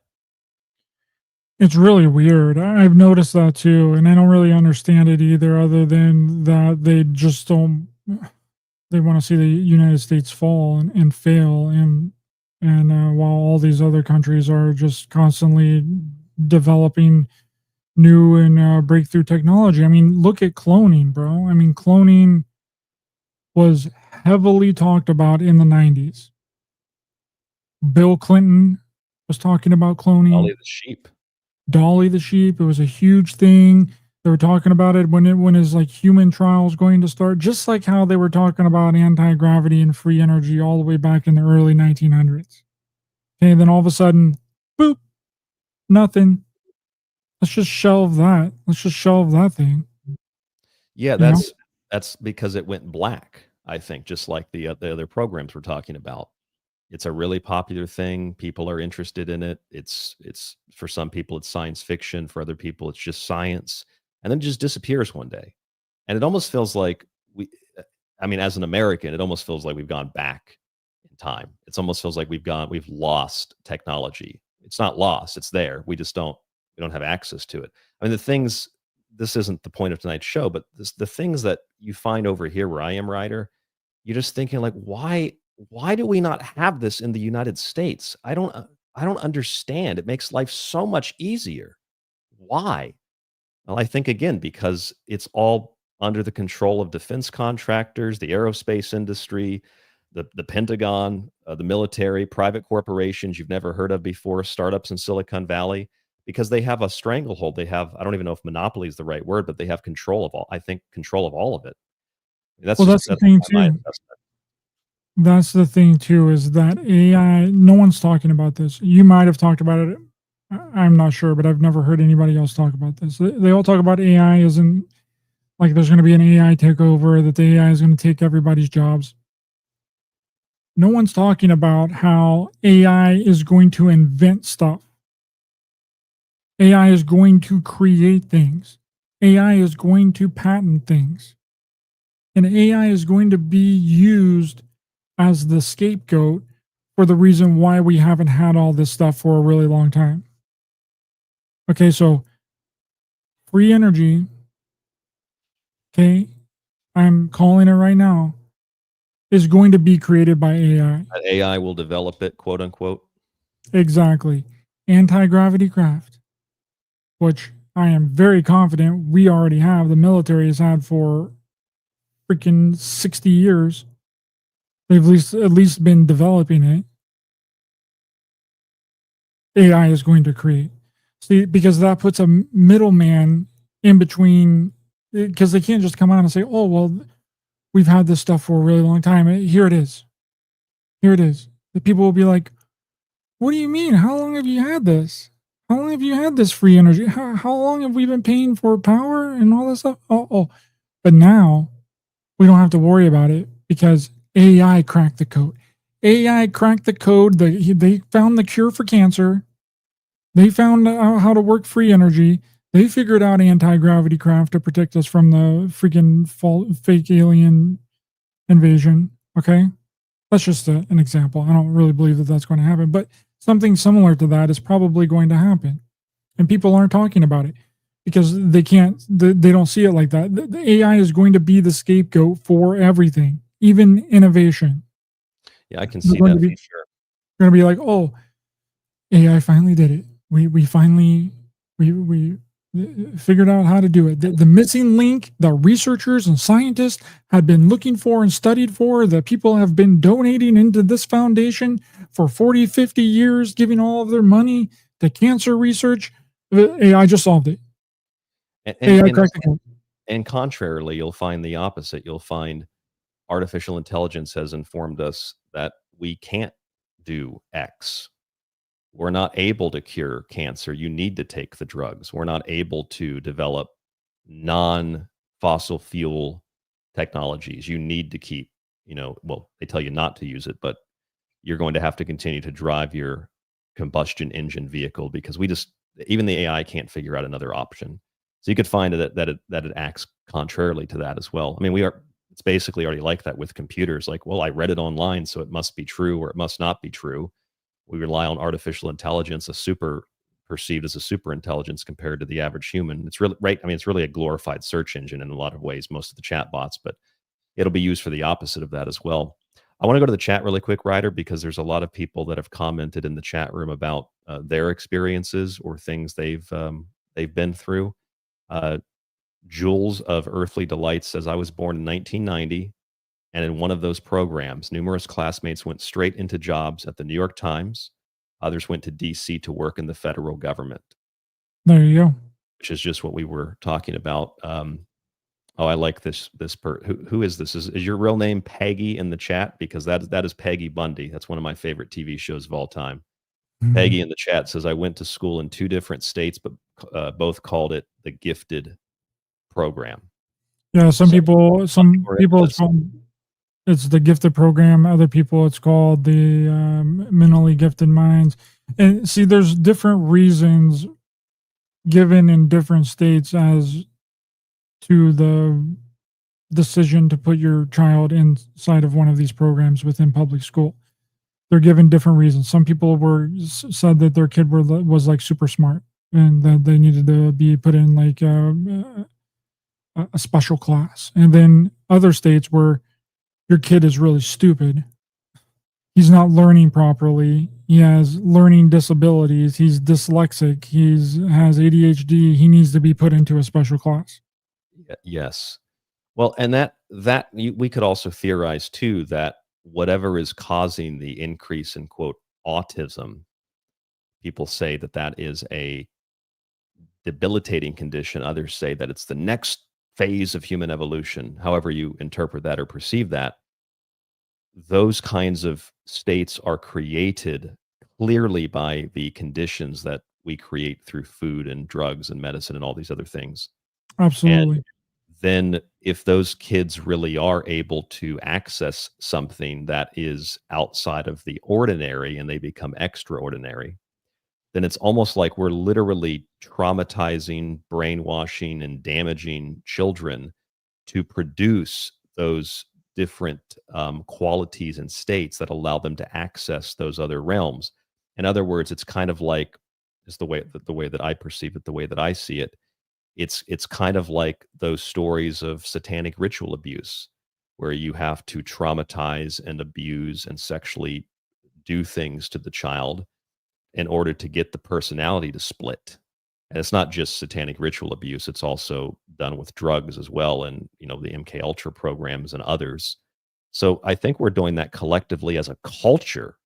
We're doing that. It's not like a secret program. It feels like we're doing that as a culture, Ryder. It feels like we're doing that to children at every level of grade school, from the moment they're born until they become an adult. It's not just about programming or making money. I mean, what is it? 1 in 2 are autistic by the end of this decade, according to the CDC. 1 in 2? That's not evolution. That's a synthetic thing that we've created, I think. And I think it ties back perhaps into these programs, which also, I want to mention this to you too, because I think it is in line with our idea here of why there's maybe more advanced technology behind the scenes, because this very smart, intelligent people, the high level Da Vinci type people, are found when they're young and brought into, programs or the military or whatever, some corporation. You think about what we heard, what was it, a couple of months ago back in May, from the former Bush administration official, Catherine Fitz. And whatever you think of her, I mean, I don't know what to think, but here's just a reminder, the Economic Times, the U.S. spent $21 trillion to build a secret underground doomsday bunker for the elites. And it's more than just a bunker. It's more like it's a network of cities and tunnels. And this is the kind of thing that I had heard rumors of, completely unrelated to anything that I was interested in, because I was only 19 years old. I just started reading weird conspiracy books. I had read UFOs when I was a kid, but weird conspiracy books. And I had people in Tampa, in Orlando, tell me things about MacDill Air Force Base, that there were underground facilities there, tunneling systems that went under the Bay of Tampa all the way down to Miami and all the way down to Cuba, and that they use that to traffic drugs. They use that to traffic people. There are stories. I mean, they're not even stories, actually. That's the wrong word. There are videos and audio. You can watch them, and they've been the subject of a lot of theorizing for decades, of cities all across the world. We're talking the United States. In fact, St. Petersburg, Florida, where right across the bay from where MacDill Air Force Base is, this happened at a baseball game. You get just this weird trumpet-like sound that is blaring in the air. This has been seen and heard in Texas. I want to say Sweden, Texas for sure, Florida for sure. It's been heard in Russia for sure. I think it's been heard in China. But what they classify that weird trumpet sound in the air as, they call it like the venting of exhaust from these underground facilities, because when they're building them, all this toxic gas builds up, so they have to expel it. And and we're talking massive pipes, massive facilities. And when they expel all that gas, you get that kind of whooshing sound in the air. And that's like official explanations for different things that have happened around the world. This is a global thing. And so when you get someone like Catherine Fitz, who says, yeah, we built a $21 trillion, underground city, I don't think people understand the nature of what she's actually suggesting. $21 trillion is more than half the national debt. And to build something like that, it's possible to do it without people knowing. I mean, the Japanese built the G-cans here in Tokyo without anybody knowing, and it was all underground. And it's like a massive temple complex. It's pretty crazy. So you can do it, but you need really smart people to do it. You need the top, best of the best engineers, and probably almost like city planners. You need everybody who's at the top of their field to do this. You need very advanced technology to be able to do this kind of thing. And so it makes me think, my point is, it makes me think, this is why we don't have any on the surface advances in quote technology. It's why, I mean, I'll give you, I think what a great example would be is over here in Japan, they have the famous Shinkansen, and the Shinkansen has been exported to India and other countries, but the US doesn't want it. They've had the Shinkansen bullet train over here since the 1960s, and it has like an impeccable safety record. I mean, or not even a safety record. It has that too, but it has like an impeccable record of like never having issues. There have been a few, issues with like electrical things, some fire here or there, but it has no record of anything bad happening. They've ran this thing for since the 60s. So that's over almost 3/4 of a century they've had this thing, and it just keeps getting better and better. And we don't have that. We have like Amtrak that is covered in graffiti and smells like urine. You know why that is? We have that because we've spent all of our money and we've sent all of our brilliant people to build whatever the fuck this is. And I think they would say that the United States is too hilly and there's too many mountains that they couldn't build this Amtrak fast track bullet train to do it. Yeah, because Japan isn't a series of volcanoes and mountains, but Oh, I know, but I'm just saying that would be the excuse. It would be like, there's too much terrain here in the United States, you can't do it, but which is another horrible excuse. But we do know that that article that you just brought up could very well be accurate because they were doing this during the Cold War. And they had one in West Virginia. At the Greenbrier Hotel, there was an underground bunker that was built into the side of the mountain when the hotel was constructed. Only you and me and a couple of friends that we have, we know that. But yeah, you're right. That's fascinating. People should look at Greenbrier. It's a resort. Is it a resort or it's like a hotel resort? I think that's where the governor's bunker was. It was the governor's bunker, and it was all of the politicians and the president from Washington, D.C. That's where they would go in case of a nuclear explosion, in case the Cold War escalated to the point where there are nuclear bombs being dropped. I'm showing it on the screen right now. I also see my friend Teresa just joined the chat. Hello, Teresa. Here is the Greenbrier Resort. You can actually get a tour of the bunker. Have you ever gotten a tour? I never got one. Yes, I went in. Oh, you got a tour. Wow, that's really cool. But yeah, you can get a tour of the bunker. Look at that. But they made this one all in 100% secret. They just blasted out the side of the mountain and then made it to where there was all this construction going on when they were building the hotel. And then they just, it's huge. It's huge. They still have the original bunk beds and like everything in there. And this, we're talking about the Cold War. We're talking about a time when, I mean, even in a decade, technology advances rapidly. So we're talking how many decades ago, and the amount of time you need to be able to develop the kind of technology to build something like that in the first place. It's like when people look at Göbekli Tepe, they say, well, it's 11,000 so years old. I mean, that's fascinating enough. That takes you back to, I mean, that's the middle of the Younger Dryas, the end of the Ice Age, but it also makes you ask the question, how many thousands of years did you have to develop the technology to be able to do something like that? So, I mean, we've had to have had the technology to do things like this since, I mean, at least it had to have been World War II. It had to have been the 40s and the 50s. There's no possible way you just overnight design something and build something like this. It takes decades to build up the technology to be able to do it, let alone actually to build it. Oh, Ryder, I think you're muted. I think that makes you think too, like, what about all these other underground places? Like, what about the Paris catacombs? You know, that's a whole, bro, like there's a whole entire underground city that is just as big as Paris, all underground. Like, there's been rumored that some people have gone in there and have never come out because they've gotten lost. Yeah. Have you ever seen when was that built? Have you ever seen those Turkish tunnels? Yeah, the ones in Turkey. Yeah. Yeah. Derinkuyu tunnels. It's like an entire underground city that's built, carved.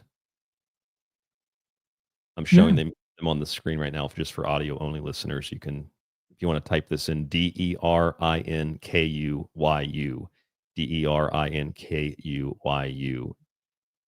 Yeah, and a massive underground complex. By the way, they built every single. Oh, I'm sorry, Ryder. Go ahead. Oh no, my bad. It seems like every single popular country has a city underneath it. I mean, we know about the cities underneath LA. That's a really big one. There's cities underneath Vegas. Like, who did this? Why did they do this? And now we're still doing the same thing. We're still creating underground cities. I mean, does this go back to the Hopi ant people? Like, I was just thinking that because that's right. They came out of the ground, the ant people. yeah, and save some of the humans that were on the surface from a huge cataclysm, took them underground, and then resurfaced them after it was safe to come back up. So this brings a few questions to the forefront of my mind, Ryder. On the screen, you can see that it says in 1958, this is the Greenbrier website. 1958, Congress instructed the Greenbrier to build our West Virginia wing to conceal, you alluded to this, to conceal the construction of emergency Cold War fallout shelter and relocation facility for Congress. So a few things come to my mind. Speaking of Fallout and speaking of the Greenbrier, I've been playing Fallout 76 a lot recently. My high school is in the game. Your hometown is in the game. Point Pleasant, Mothman. It's a really fun game. I don't like that it's all online, but it's a really fun game. And I'm like a big Fallout fan, so I'm really excited for season 2 that's coming out in, I think it's December. And the first season, I don't know, did you see the first season of Fallout? Yes, I loved it. I thought it was great. I'm glad that they're fast tracking the series.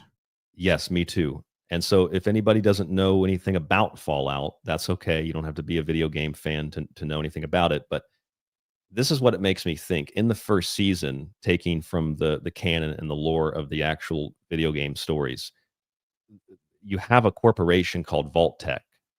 And I don't want to give too much away for people that might want to go watch it. But this corporation, you find out, it's implied in the show, and it's been speculated on in the games, that the Vault-Tec Corporation, which was building bunkers for the apocalypse, for nuclear war, this big war between China, Russia, the U.S., that when peace talks started to go very well, and it looked like there wouldn't be an apocalypse, the idea was that Vault-Tec decided to drop the bombs themselves and to destroy the world, and because they would be able to manage the apocalypse. And that is like the main storyline in the first season of the TV show, based off the games, is that you have these managers that want to be able to manage the end of the world. And they say that time is the ultimate weapon, that we can destroy all of our enemies, and then we can repopulate the world, and we can redesign the world in our image. And they wanted to do, these are like billion, $trillion corporations, robotics companies, vault companies, you name it.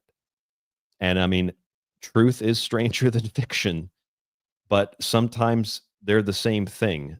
And I'm not saying it's predictive programming, but when you read stuff like the $21 trillion underground city network that Catherine Fitz talked about, and we know that there's a long history of this. We just saw Greenbrier, and that was back in 1958. First of all, it's not really that incomprehensible to think that what she's saying is true, or it could even be an understatement. But it also is not unfeasible to think that what you saw in the first season of Stranger Things, of Fallout, isn't really off from whatever the hell this $21 trillion is. Because if you have other countries like China, countries like Japan, just to go to the far, far east, the other side of the world, that are like 75 years advanced on the surface with just transportation, just basic public transportation. The trains in China are arguably better than even Japan, which I don't know if I believe that because all the lies that come out of China, but nevertheless, it's like 75 years more advanced than the United States. I don't believe the U.S. isn't advanced. I just think we've done it here with this $21 trillion underground. So to me, it really sounds like Vault-Tec. It sounds like we have a group of corporate managers that have decided to literally go underground to build an entirely different civilization, and to let everything on the surface crumble, and to let time be the ultimate weapon to destroy all of their enemies. I mean, People speculate it's for an asteroid impact or there's going to be nuclear war. I don't necessarily think any of that. I'm just saying that it feels like we're dealing with the Vault-Tec Corporation. I mean, and the evidence is, it's weird that something like this would be said after the TV show comes out too, with having no relationship to the TV show. Those kinds of weird synchronicities happen quite often. So these are just things that I think about. I'd like to know what you think, considering that you have seen the TV show. It feels very eerily similar to Vault-Tec. Well, I mean, is it that whenever we get to a certain population and things aren't manageable at all anymore, then they just drop the nukes and do a reset and start everything over again? I mean, that could be a possibility. I mean, I wouldn't put it past them to do that, but I think that things would have to get way worse. But in the way of like innovation too, I think that looking at it from their perspective and their angle, maybe it's they don't want to be the number one of like innovation and have all the stuff that makes things way easier here in the United States, because people already want to come here. Everyone already everywhere in the world wants to come to the United States. They want to live in the United States, even though in some instances, like in Japan, a lot of things are better, which we've talked about several times. There's also disadvantages. No place is 100% perfect, right?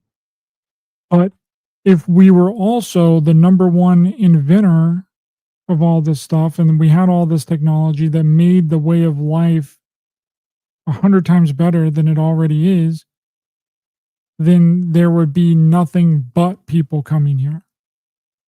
Then there would be a huge, really bad overcrowding problem that would be unmanageable. So imagine if we've created the United States as this the best in the world, blah blah blah blah blah. Even though it might not be compared to some other countries, we have the perception that it is. People want to come here. Doesn't matter where you're from. They want to come here. They want to live here, regardless of how great or not great that it may be in some areas. Now imagine that same perception mixed with the way of life being 75 years in the future, and us being the only place that's like that. Letting time destroy everything. Well, I mean, not only that, dude, like we've talked about this several times too. I mean, look at like Chernobyl, dude, like in 100,000 years, like even in a couple of thousand years, bro, like if everything was just left the way that it is, there's going to be very little remnants of that we even existed. It's already pretty close to that at Chernobyl now. I mean, it's already pretty close to that in any, I mean, look at Detroit. Look at some of the neighborhoods in Detroit. They're just grown over with trees, and it looks like something from The Last of Us, and that's only been a few decades. There'd Yeah, be very, dude, very like, little left. if everybody were to be wiped off of the face of the planet right now, let's say no nuclear bomb, but we just all disappeared. We're just all gone. What do you think that things are going to look like in 200 years? Well, see, Then this what is do you what think things are going to look like in 1,000 years? And then quadruple that. What is it going to look like in 100,000 years? here's those pictures of the Turkish underground carved kind of, I guess you could call it a city. I think many people do classify it as a city, Derinkuyu. And it makes me think of, I think I have pictures of the GCAN here in Tokyo. I'm sure you've seen this too, Ryder. Look at this. They call this the temple, and they built this under the city of Tokyo without anybody really knowing it. And it's not like a conspiracy. It's a water flood prevention system. It transports massive quantities of water, but they call that the temple. And so if you, I don't know what to think of the situation in Turkey with the tunnels, but if you were to compare the two, I look at these images and I think, okay, so just for it as just a thought experiment. So the world's destroyed, things get buried, things get covered up, whatever happens, and we go back and we find something in the future. Today we find Darren Kuyu, and we look at it and we don't really know what it is. It's what we call it a city. I mean, how much different does that look than the temple, the G-cans in Tokyo? It kind of has a similar feel to it to me. For all we know, that could have been what it was. I mean, I don't think that's what it was. It has rooms. I'm just saying it could have been something like that. We have no idea. So in the future, when someone discovers this, they're going to think it's probably a religious center when it's really just a water transport system to prevent flooding. We have And that would probably be the only thing that would survive in a cataclysm. Yes, it probably would. Here in Japan, if there was a cataclysmic global event like that, this is probably one of the few things that would survive. It's already underground. It's already protected, and it would just be filled up, and maybe it would be discovered at some point 100,000, 200,000 years ago, or 200,000 years in the future, rather. So I don't know. Those kinds of things as thought experiments make me question even some of the alternative narratives about stuff like this. We really don't know. And maybe in some ways it feels like we've taken a different approach to the second half of tonight's show, but I think that we can connect these things together because, like I said, I think we started talking about this, Ryder, because we were saying that all the brilliant people in these programs were taken out and put into the military, or put into even into the press, like some of the listeners in the chat were saying, but put into corporations, recruited into these businesses. And that's why it feels like we're so behind in technology, because everything is done underground, literally and figuratively, and behind the scenes. And in other parts of the world, that's not necessarily the case. And so we have a vast amount of technological development that's probably quite literally under our feet. Well, if you're in America, under your feet. And whatever the reason, whatever the purpose is, it might, just a theory, it might be a result of those special programs for kids, of recruiting those people generationally to be able to construct and to build this stuff. And again, whatever the reason is, I don't know if it's war, if it's natural disaster. It's possible that it's a natural disaster. I mean, they keep estimating. There's another study that came out, I think it was back in 2023, where they estimate that there have been massive impacts on planet Earth less than every 100,000 years. I mean, they estimate now it's like it could be 1 or 2 per 100,000 years. Like, we're probably overdue for an impact, or we're close to being due for an impact of like an earth-changing, earth-shattering, civilization-ending strike of something. And perhaps these people know that, and that's why for decades they've known it. So they've constructed this. I don't know if that is the case. I'm just saying I guess that's a possibility. It also could just be people that think that they're far superior to everybody else, like Vault-Tec, that they want to manage the end of the world, and so they've prepared for it, whatever it is. I don't know. It's just speculation, but I think it does connect to the gifted children programs, because I think those are the people probably involved in constructing a lot of this stuff to some extent. Well, that's what we got the Space Force, Ryan. That's what we got the Space Force for. It's going to take out that asteroid, bro. Going to knock that asteroid right off course. I think that if any life-altering, life-changing catastrophe ever happens, it's going to be done on purpose. I think they'll do it on purpose. It'll be altered to happen. I mean, have you read that Adam and Eve CIA document? No, I didn't know I know what it is, but I don't know what to think of that. Yeah, that's a document by the CIA that basically talks about this huge cataclysm that's going to happen sometime in the future, and the only people that are going to survive are going to be on the surface. Will have to be in Colorado, around the Rocky Mountains. I'm sure people would like me to say Denver Airport. Denver Airport. Denver Airport, Denver Airport, Denver Airport. That gets people excited. Well, is that because of the height? The height of Denver? Yeah, they believe that it's going to be a huge flood, tidal wave, tsunami, some kind of giant flood, sort of like in The Day After Tomorrow, which is one of my favorite catastrophe, end of the world movies, where a giant flood comes through, wipes everything out, and then there's a huge freeze. We are reportedly since 2015, we're supposed to be as a planet heading toward a miniature ice age, and we're also we're supposed to get a close call from Apophis in the next 10 years too, the early 2030s. I think it's like 2032? I should double check that. And I think we're also supposed to see Apophis. Actually, it's 2029 roughly, and I think it's 2032.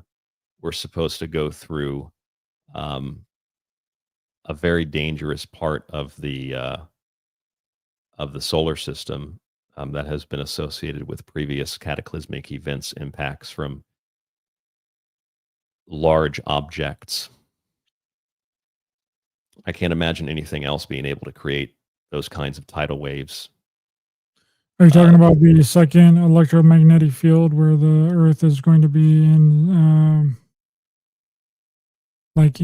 alignment with other planets, and it's going to create a secondary electromagnetic field?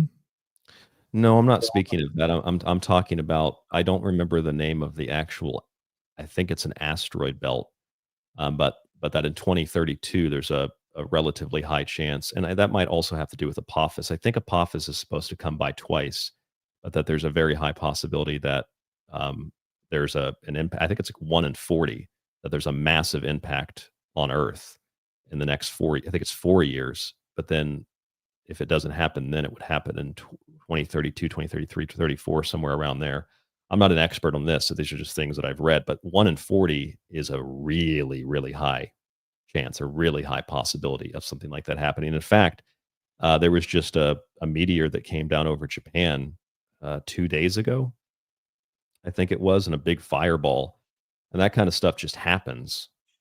And I don't think that if something like this was going to impact the Earth, I don't think that anybody would ever be, I don't think we'd be informed. I think that they would have a knowledge of this, and I think that it would probably just be preserved for a very select few. And I mean, by the time it hits, there's nothing that you can do about it. It annihilates the planet in a matter of hours, really. So there's no reason to even inform people. I don't know. It's just speculation. It's not something to really, it's not intended to scare people. It's just, I mean, I don't know what other explanation they would have for building such things. $21 trillion of underground facilities is that the Greenbrier didn't cost $1 trillion. So we're talking about cities. We're talking about building an entirely different country underground. What that could be used for and what they have down there. I mean, hell, I don't. You're a good person to talk with this about. Maybe Ryder, maybe those stories about Dulce and Area 51 and S2 and S4 and remember Nightmare Hall. Maybe all that stuff's true. Maybe they are aliens. I don't know. That's what was that movie, Captive State, with John Goodman? Did you see that? Yes. And they had to build these massive underground cities for the aliens because they couldn't live in our atmosphere. Yeah, and they had to go underneath the ocean to communicate with the aliens. Yep, that's right. John Goodman took that. It was like an elevator thing, or like I don't know what it was, but he had to take that elevator down through and had to have like an atmospheric suit on, a breathing system, because they couldn't breathe in the alien atmosphere. And they worked behind the scenes. You never saw them. They never made an appearance, but they controlled all the governments because they had extremely advanced technology. You couldn't fight them. They were building all those underground cities. Tell you what, truth is stranger than fiction. It's very, very interesting to think about. Well, I'm not an that expectative guy, but this stuff is really interesting to me. Go ahead. Sorry. I think that the cover story for anything is aliens, right? Like, if there's any kind of truth to underground bases and all that stuff, it's underground military bases used for some kind of fallout shelter, experimentation, doing these freaking AI human embryos, and creating AI wombs, and making children and all that.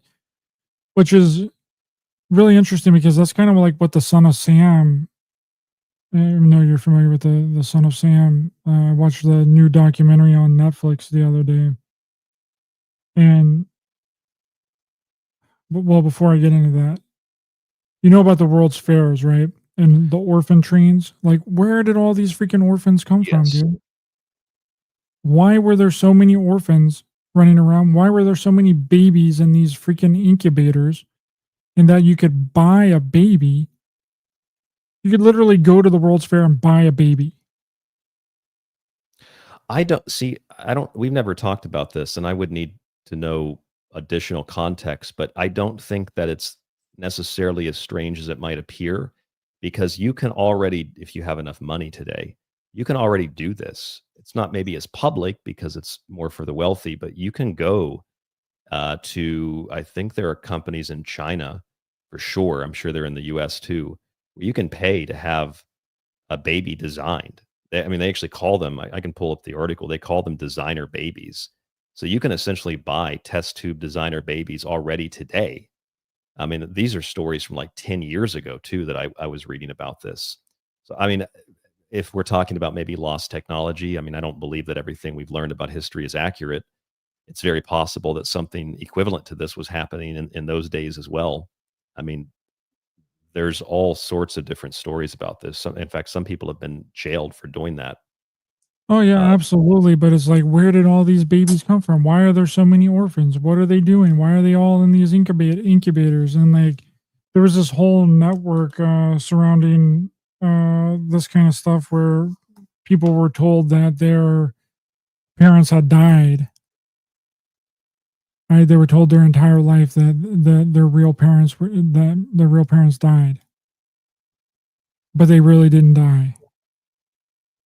And so it seems like a program that's like running, like just like parents that sometimes are told their kids died, but the kids didn't die. Exactly. That's exactly right. But it seems like this program where, okay, well, we'll artificially create all of these kids, we'll genetically engineer them, we'll CRISPR them up. You can purchase these babies, but you have to tell them a certain thing. You're obviously not their real parents. And if you ever want to tell them that you're not their real parents, you got to tell them that their real parents died.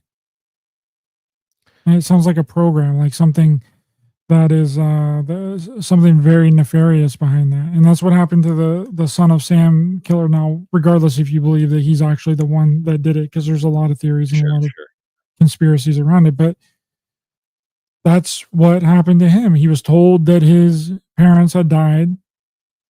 He got involved with this network in New York of all these people, and he was like, I want to find out about my mom. And he said, the people asked him, oh, well, what happened to your mom? And he said, well, she died. And then the people that were doing the interview or whatever to figure out about his parents just laughed. And he said, why are you laughing? And they said, we've all been told that. Same story. I want you to look at this. I accidentally took you off the screen. There we go. I want you to look at this writer. So this was like a year ago, where the Department of Homeland Security estimated 300,000 immigrant children were missing. That's just immigrant children, 300,000. This is World Population Review. This is a really small underestimate, but this is for all 50 states. Just so far this year, there have been 25,544 missing kids. Now, like with UFOs, this is just my assessment. So if you have a different opinion, let me hear it. But if you have, like the UFO subject, if you sit there and try to explain away what's actually happening here, you have most of the time when kids go missing or when kids are kidnapped, they're usually with people that they know. They're with parents, they're with an uncle, they're with a cousin, they're with somebody that they know. Because you consider kidnapping cases to also be when, maybe the father or the mother takes the child when they're not legally supposed to. That's considered kidnapping. That the kid doesn't disappear. They're with a parent, but it's still called kidnapping. You take them across state lines. So when you sit there and you go through all of the, that's an airplane, that's swamp gas, that kind of stuff. which I think that's a joke. But when you go through all that stuff, you do get a handful of cases, and in this case, probably tens of thousands of cases that are not explainable. Same thing with people missing in the woods. Yet it's very easy to go missing in the woods, but it's usually not the case where you go missing in one place and within a short period of time they find you 300 miles away, or they find a kid. There's a case in the Carolinas a couple of years ago where this kid went missing from the backyard around other people. It just vanished. And then they found him. They looked for his, remember this story? They looked for him for 3 days, freezing rain. There was even, I think, minor flooding, freezing rain, freezing temperatures. And the kid not only survived, but it was like nothing had even happened to him. He was tangled up in a bush in outside the fence of where the property was in the woods. But they had police, they had family, they looked for this kid. They looked throughout the whole area and could not find him.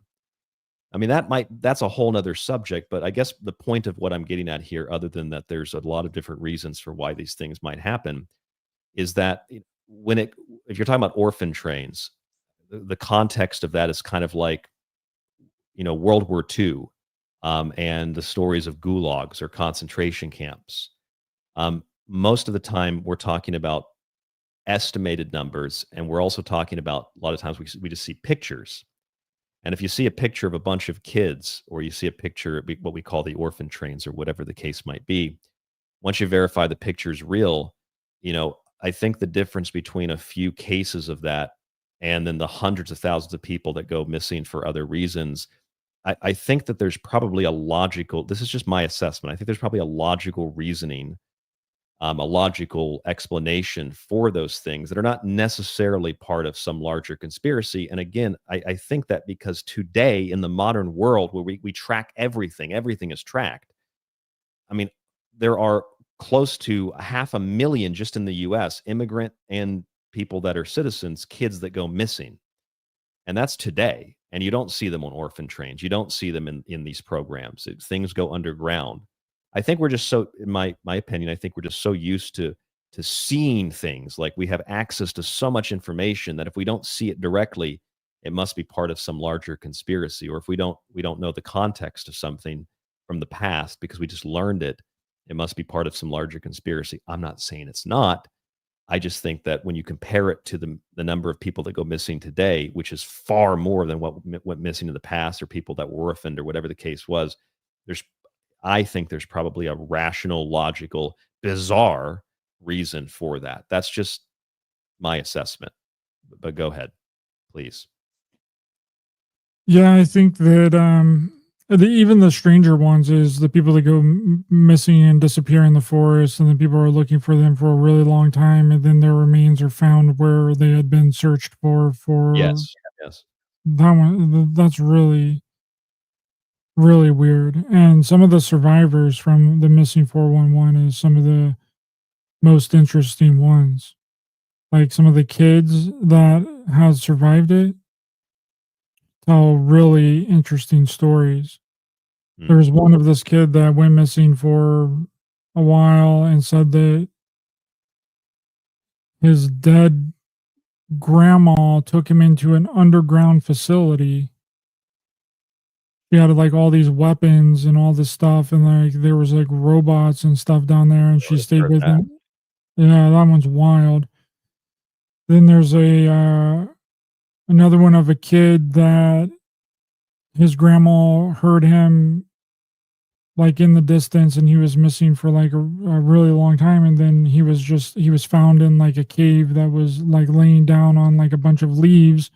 He said that there was like a big hairy man that helped him survive. I remember that. And there's a story similar to that back in the 1800s. I forget the girl's name, maybe Mary or something, but she said that something, I mean, that was 100 years plus ago, and she said something very similar. Some large hairy type, maybe a Bigfoot type creature looked after. I think the kid in Carolina said something similar to that too. In fact, let me see if I can find that. Yeah. Here it is. I just found it. I'll bring this up on the screen. Let's see if I can find actually that article's not loading. Yeah, so the kid's name was Casey Hathaway, And he said maybe that's what you're referring to, or it's a separate story. Casey Hathaway claims a friendly bear looked after him. Yes. This is the kid that was found tangled in like a bush. But he said that the bear took care of him. It's almost like a Bigfoot type thing. I found also that, so this is from the National Council for Adoption, just to provide some context to the orphan trains, which they say was like it was like a welfare program, right? The orphan trains to transport kids from crowded cities to foster homes. That's what they claim that it is. But I'm just trying to be logical about this. So this is today. This is modern data. The historical data, I'm sure, is a lot more difficult to come by. But the National Council for Adoption estimates there are 343,077 children in care, and that's just legal foster care, trying to get kids adopted. That's over 250,000 kids. So I mean, just think about that. If you were to take just a tiny percentage of those kids, and you were to move them by train, which we wouldn't do today because we would fly them probably or bus them. But if you were to put them on a train and take some pictures of that, you could come up with the same type of imagery as these orphan trains. You could come up with the same idea that without context, like, oh, there's some larger conspiracy here. But today we have over 250,000 kids that are orphans. I'm trying to bring some reasoning to this, but I'm also right. But the thing is orphan means that you don't have a mother or a father. That's what an orphan means. died. Yes. These people that are in foster care doesn't mean that they're orphans. It means that they were either taken away, they were unruly kids and unruly childs, they were taken away from their parents. Doesn't mean that that they don't have parents or their parents are dead. Orphan means something completely different. And that brings up another thing. The teen behavioral modification camps that started in Utah. Okay, that's a very real thing. Kidnapping kids in the middle of the night. Their parents pay these companies large sums of money to come and kidnap their kid out of their bed in the middle of the night, throw handcuffs on them, throw them into the back of a black SUV, and take them to one of these teen behavioral modification schools. And that started in Utah. It was a camp. There's a documentary about it on Netflix. It's called Hell Camp. That's kind of where it started, and then it evolved out of that, and then became like boarding schools and like these schools in like upstate New York and Ivy Ridge and Provo Canyon, which Paris Hilton went to in Utah as well. It's a teen behavioral modification, and it seems like that it's also MK Ultra as well. Like you would probably go traumatize these kids. I'm sorry. Go ahead. No, I'm just saying that they would traumatize them and make them do things. They would like conform them to like, and they were locked down. They weren't able to leave. And a lot of them were there until they were 18 years old, until they got a fake diploma. Their diplomas weren't even real. They were fake diplomas. So they were there. They would learn from a computer 7 days a week. There were no teachers. They would do everything. They would learn everything from a computer. Then whenever they were getting ready to graduate, then they could leave. Once they turned 18, they were, officially an adult, and they wouldn't be able to be held there against their will anymore because they're an adult. And then they would be given a diploma that wasn't even a real diploma. It's so sickening. That is so bizarre. I've heard about that. Maybe you told me about that one time. I was also, so I looked up, you're right. There's obviously there's a difference between orphans and people in the foster care system, but there's an estimate in the US. We just have an estimate. We don't know for sure, but it's like 2.1 million, according to Nature Medicine in 2021, let me double check this, 2.9 million orphans in the US. So there's actually more orphans than there are kids in the foster care system. There are a lot of orphans today too. Plus, I mean, I don't know. You got to think about the time period in which that orphan train thing was happening. If we're talking about the mid 1800s to the early 1900s, you're talking about a time when we still had not perfected. We haven't even done it today, but perfected hygiene and sanitation. So and people worked ridiculous hours. Kids worked in factories, and parents didn't always come home from factories. And so a lot of kids might have been orphaned because their parents died at work or died in terrible conditions. I mean, you look at like my God, if you look at New York, London was worse, but if you look at New York in the 1800s and the early 1900s, I mean, it was a shanty town. People literally lived in like sewage-ridden basements.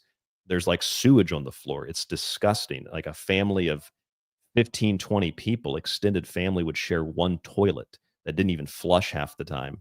So that could also contribute to why there were so many orphans or so many people. That I'm just trying to look at it from a different point of view is all that I'm saying. But the other stuff that you're adding, I agree with you. And that's the reason we had, the show set up for tonight, because a lot of people do get drawn into those types of experiments and programs. And I think it just makes logical sense that those kinds of things exist because of what we do publicly to kids, what we do publicly to adults.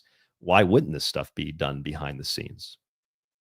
Anyway, though, I just, I don't buy the orphan train conspiracy, whatever that might be. But I wanted to add that. We could talk about the World's Fair stuff because I have some perspectives on that. But anyway, go ahead.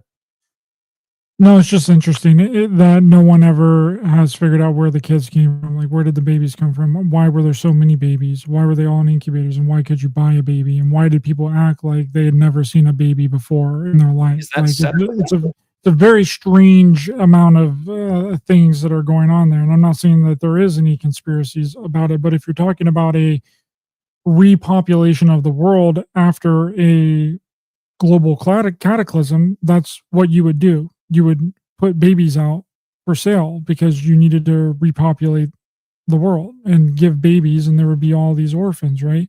That came from wherever. Okay. And if you look at like the whole thing of the Sumerian kings list and how it was all, after a big cataclysm, they would, ordain a person and they would bring back down the knowledge, I mean, maybe that's not something that's like literal. Maybe that's meaning like a reseeding of the population. Maybe that's not like knowledge like we think that it means. Maybe it's like an actual reseeding of people because they've all died, whether that be a cataclysm, a sickness, or whatever. They were just all wiped out. And then the population needed to be reseeded again.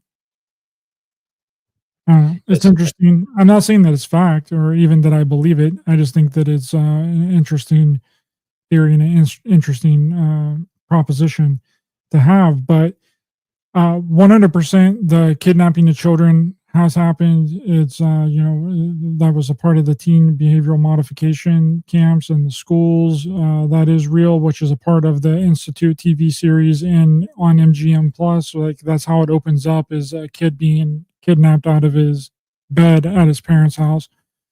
That's verifiable. We have the document that I just showed you that, it's kind of speculation whether the Sunstreak document, whether that's has to do with SRI actually testing kids. We have what people are being triggered with, which is the voice of the Monroe Institute gateway tapes, the hemisync tapes. That is verifiable. How people are remembering the gateway hemisync tapes in public school. Who knows? How did that happen? Did the SRI have a contract with the Monroe Institute? The Monroe Institute have a contract with the government, which then in turn would be a contract with the public schools and the education system. I mean, that would be the way to do it.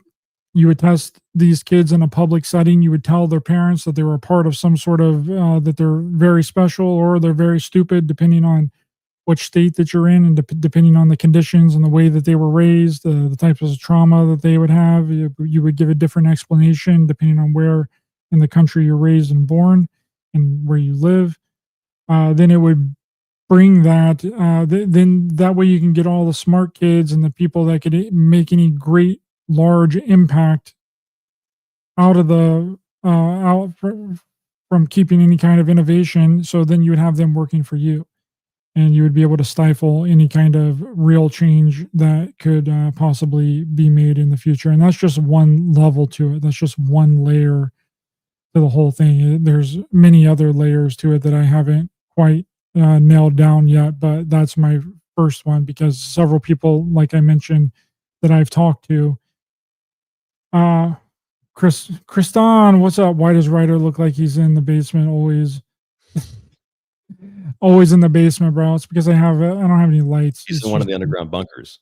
I've been in the $7 trillion made underground bunkers that the Yours government costs $21, not 21 trillion. That's right. 21. About $1,500. About $1,500. Yeah. By the way, the microphone sounds really good tonight. I think it's better than your old setup for sure. So I hope that you're happy with it. I hope that it sounds good to you. Hope everybody in the chat room is enjoying the show tonight. Just as a reminder, because we're going into the third hour here, we'll complete. If you want to stay, you can. If you'd like to leave, you can. It's up to you, Ryder. You're free to stay. You're welcome to stay. But we have the rest of this third hour. You're listening to The Secret Teachings. Most of our audience, the mass majority of our audience, is listening to audio only. Most of them know that on Friday nights, you can get the live video stream of the show on social media. Links are at tstradio.info. You can email me at rdgable@yahoo.com. If you're watching the video, you can scroll down below the video and you can click on the links to pretty much everything about the show, books, archives, etc. Some people find us on YouTube and they say, why don't you have other shows? Why do you just do one show a week? We don't. 5 shows a week. It's in the archive. It's down below. And if you're in the audio portion of the show, you say, well, why don't I see the video? It's because you're listening to an MP3 file. You got to go to the social media page or the website to find the video of the show. tstradio.info. That's tstradio.info. rdgable@yahoo.com. Tonight we have Ryder Lee, who I've put I think I didn't even notice that it posted, but down below your name there, we got host of Raised by Giants. That's what you are, the host of Raised by Giants. Tell us a little bit really quick about your show and the new documentary, and then we can finish our conversation for this hour, because you haven't got to promote yourself really. So go ahead, take the time now.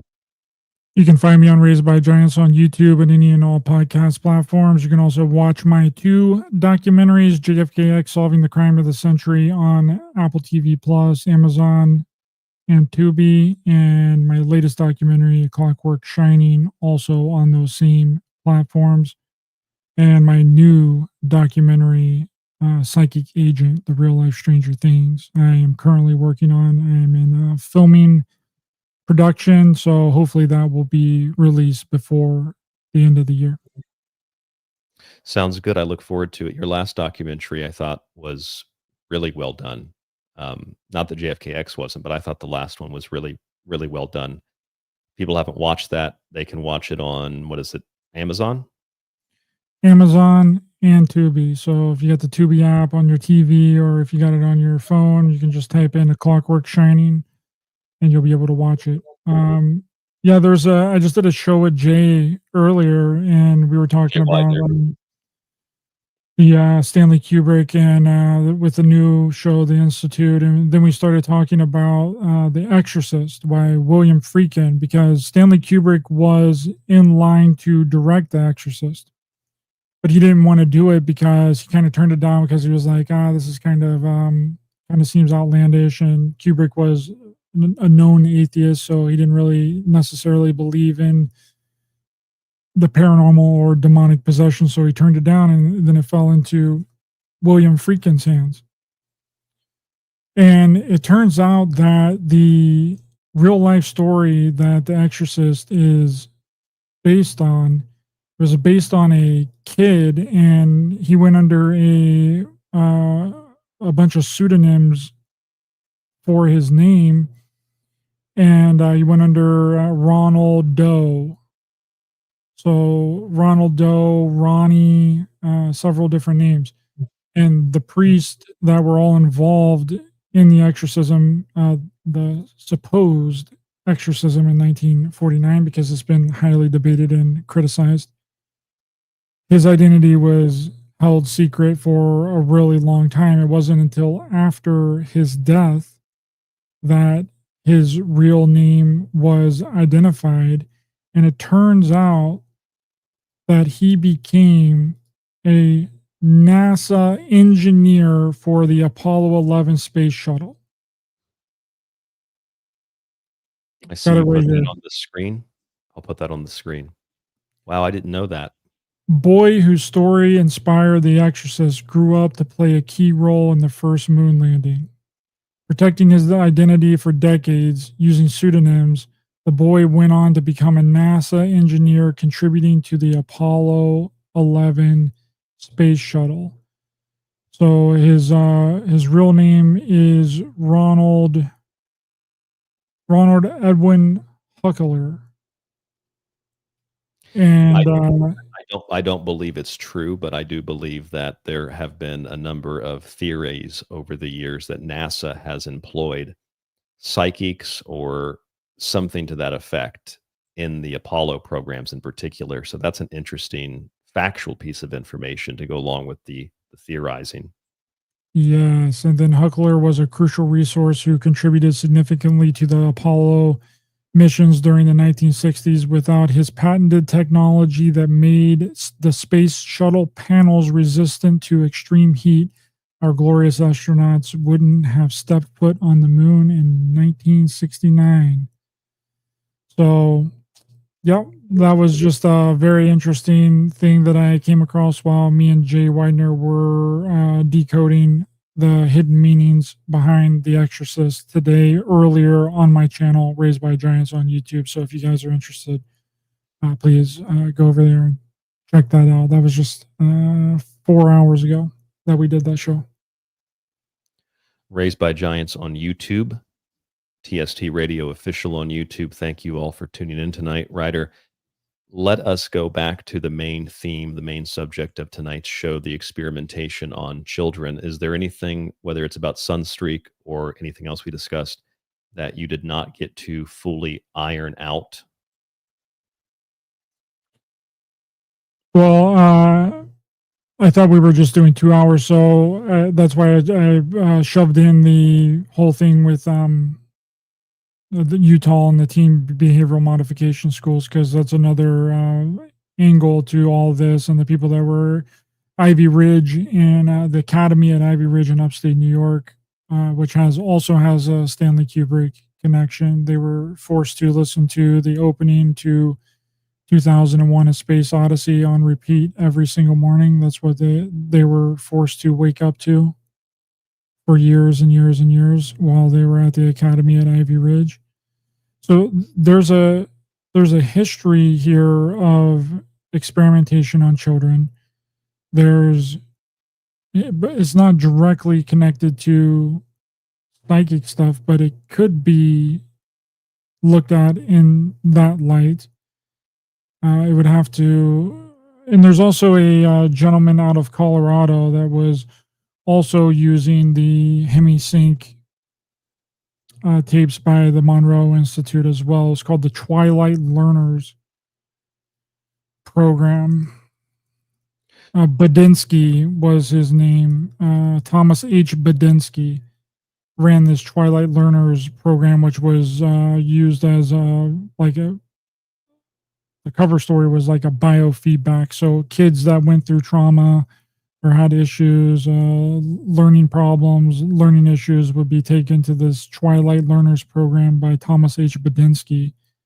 And it was like a supposed biofeedback type of institution that kids would be taken to, that, and they would have the HemiSync gateway tapes.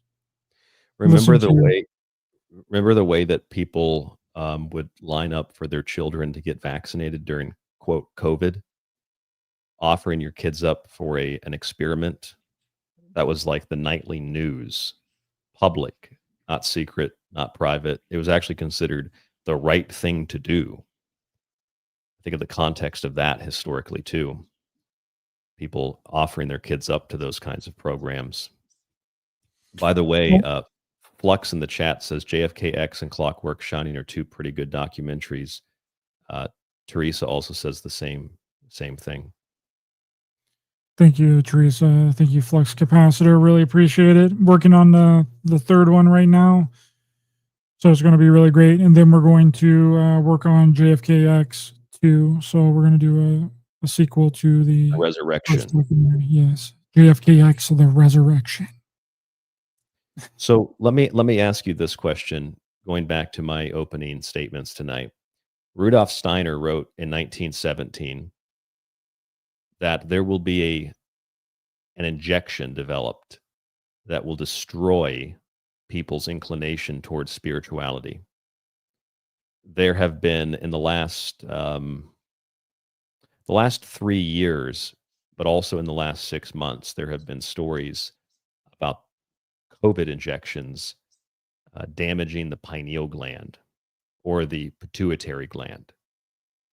Whatever the truth might be about that, I don't know, but I do know that officially, mainstream, quote, science says that SARS-CoV-2 attacked the pituitary gland. And if you have damage done, whether the cause is one thing or another, to the pituitary gland and to the pineal gland, you're going to have hormonal imbalances.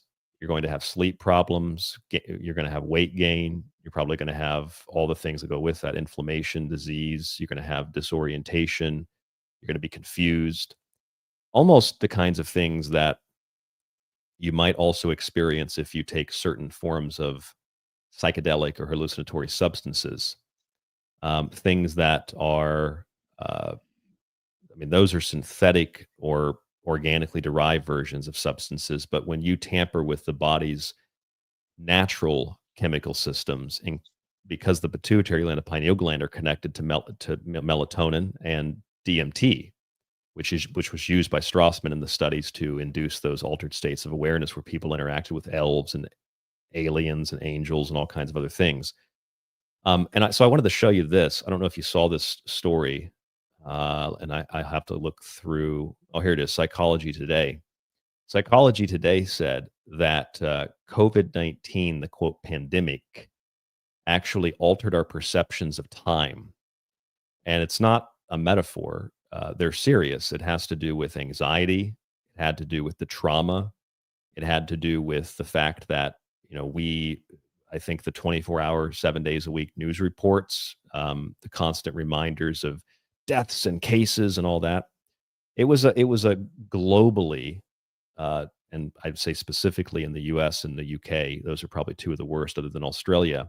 It was a domestic psychological experiment. In fact, the UK psychologists who worked for the government said that. They said it was a psych experiment. It had nothing to do with disease or health. It was a psych experiment. It was a quote psyop. It was a psychological experiment.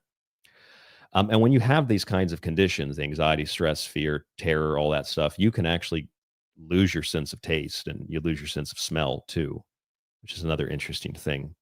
But that, coupled with injections, coupled with pharmaceutical drugs, coupled with poor diets, psychics will tell you that when you eat a poor diet and you eat animal products in particular, you have a very difficult time connecting to the spirit world or connecting to the other side. This is a universal theme too, Ryder. You find this from Japan to Egypt to the Americas. When you would be initiated into the mysteries of Greece, of Egypt, of the Americas, wherever you were, you would always abstain from meat. You would abstain from alcohol.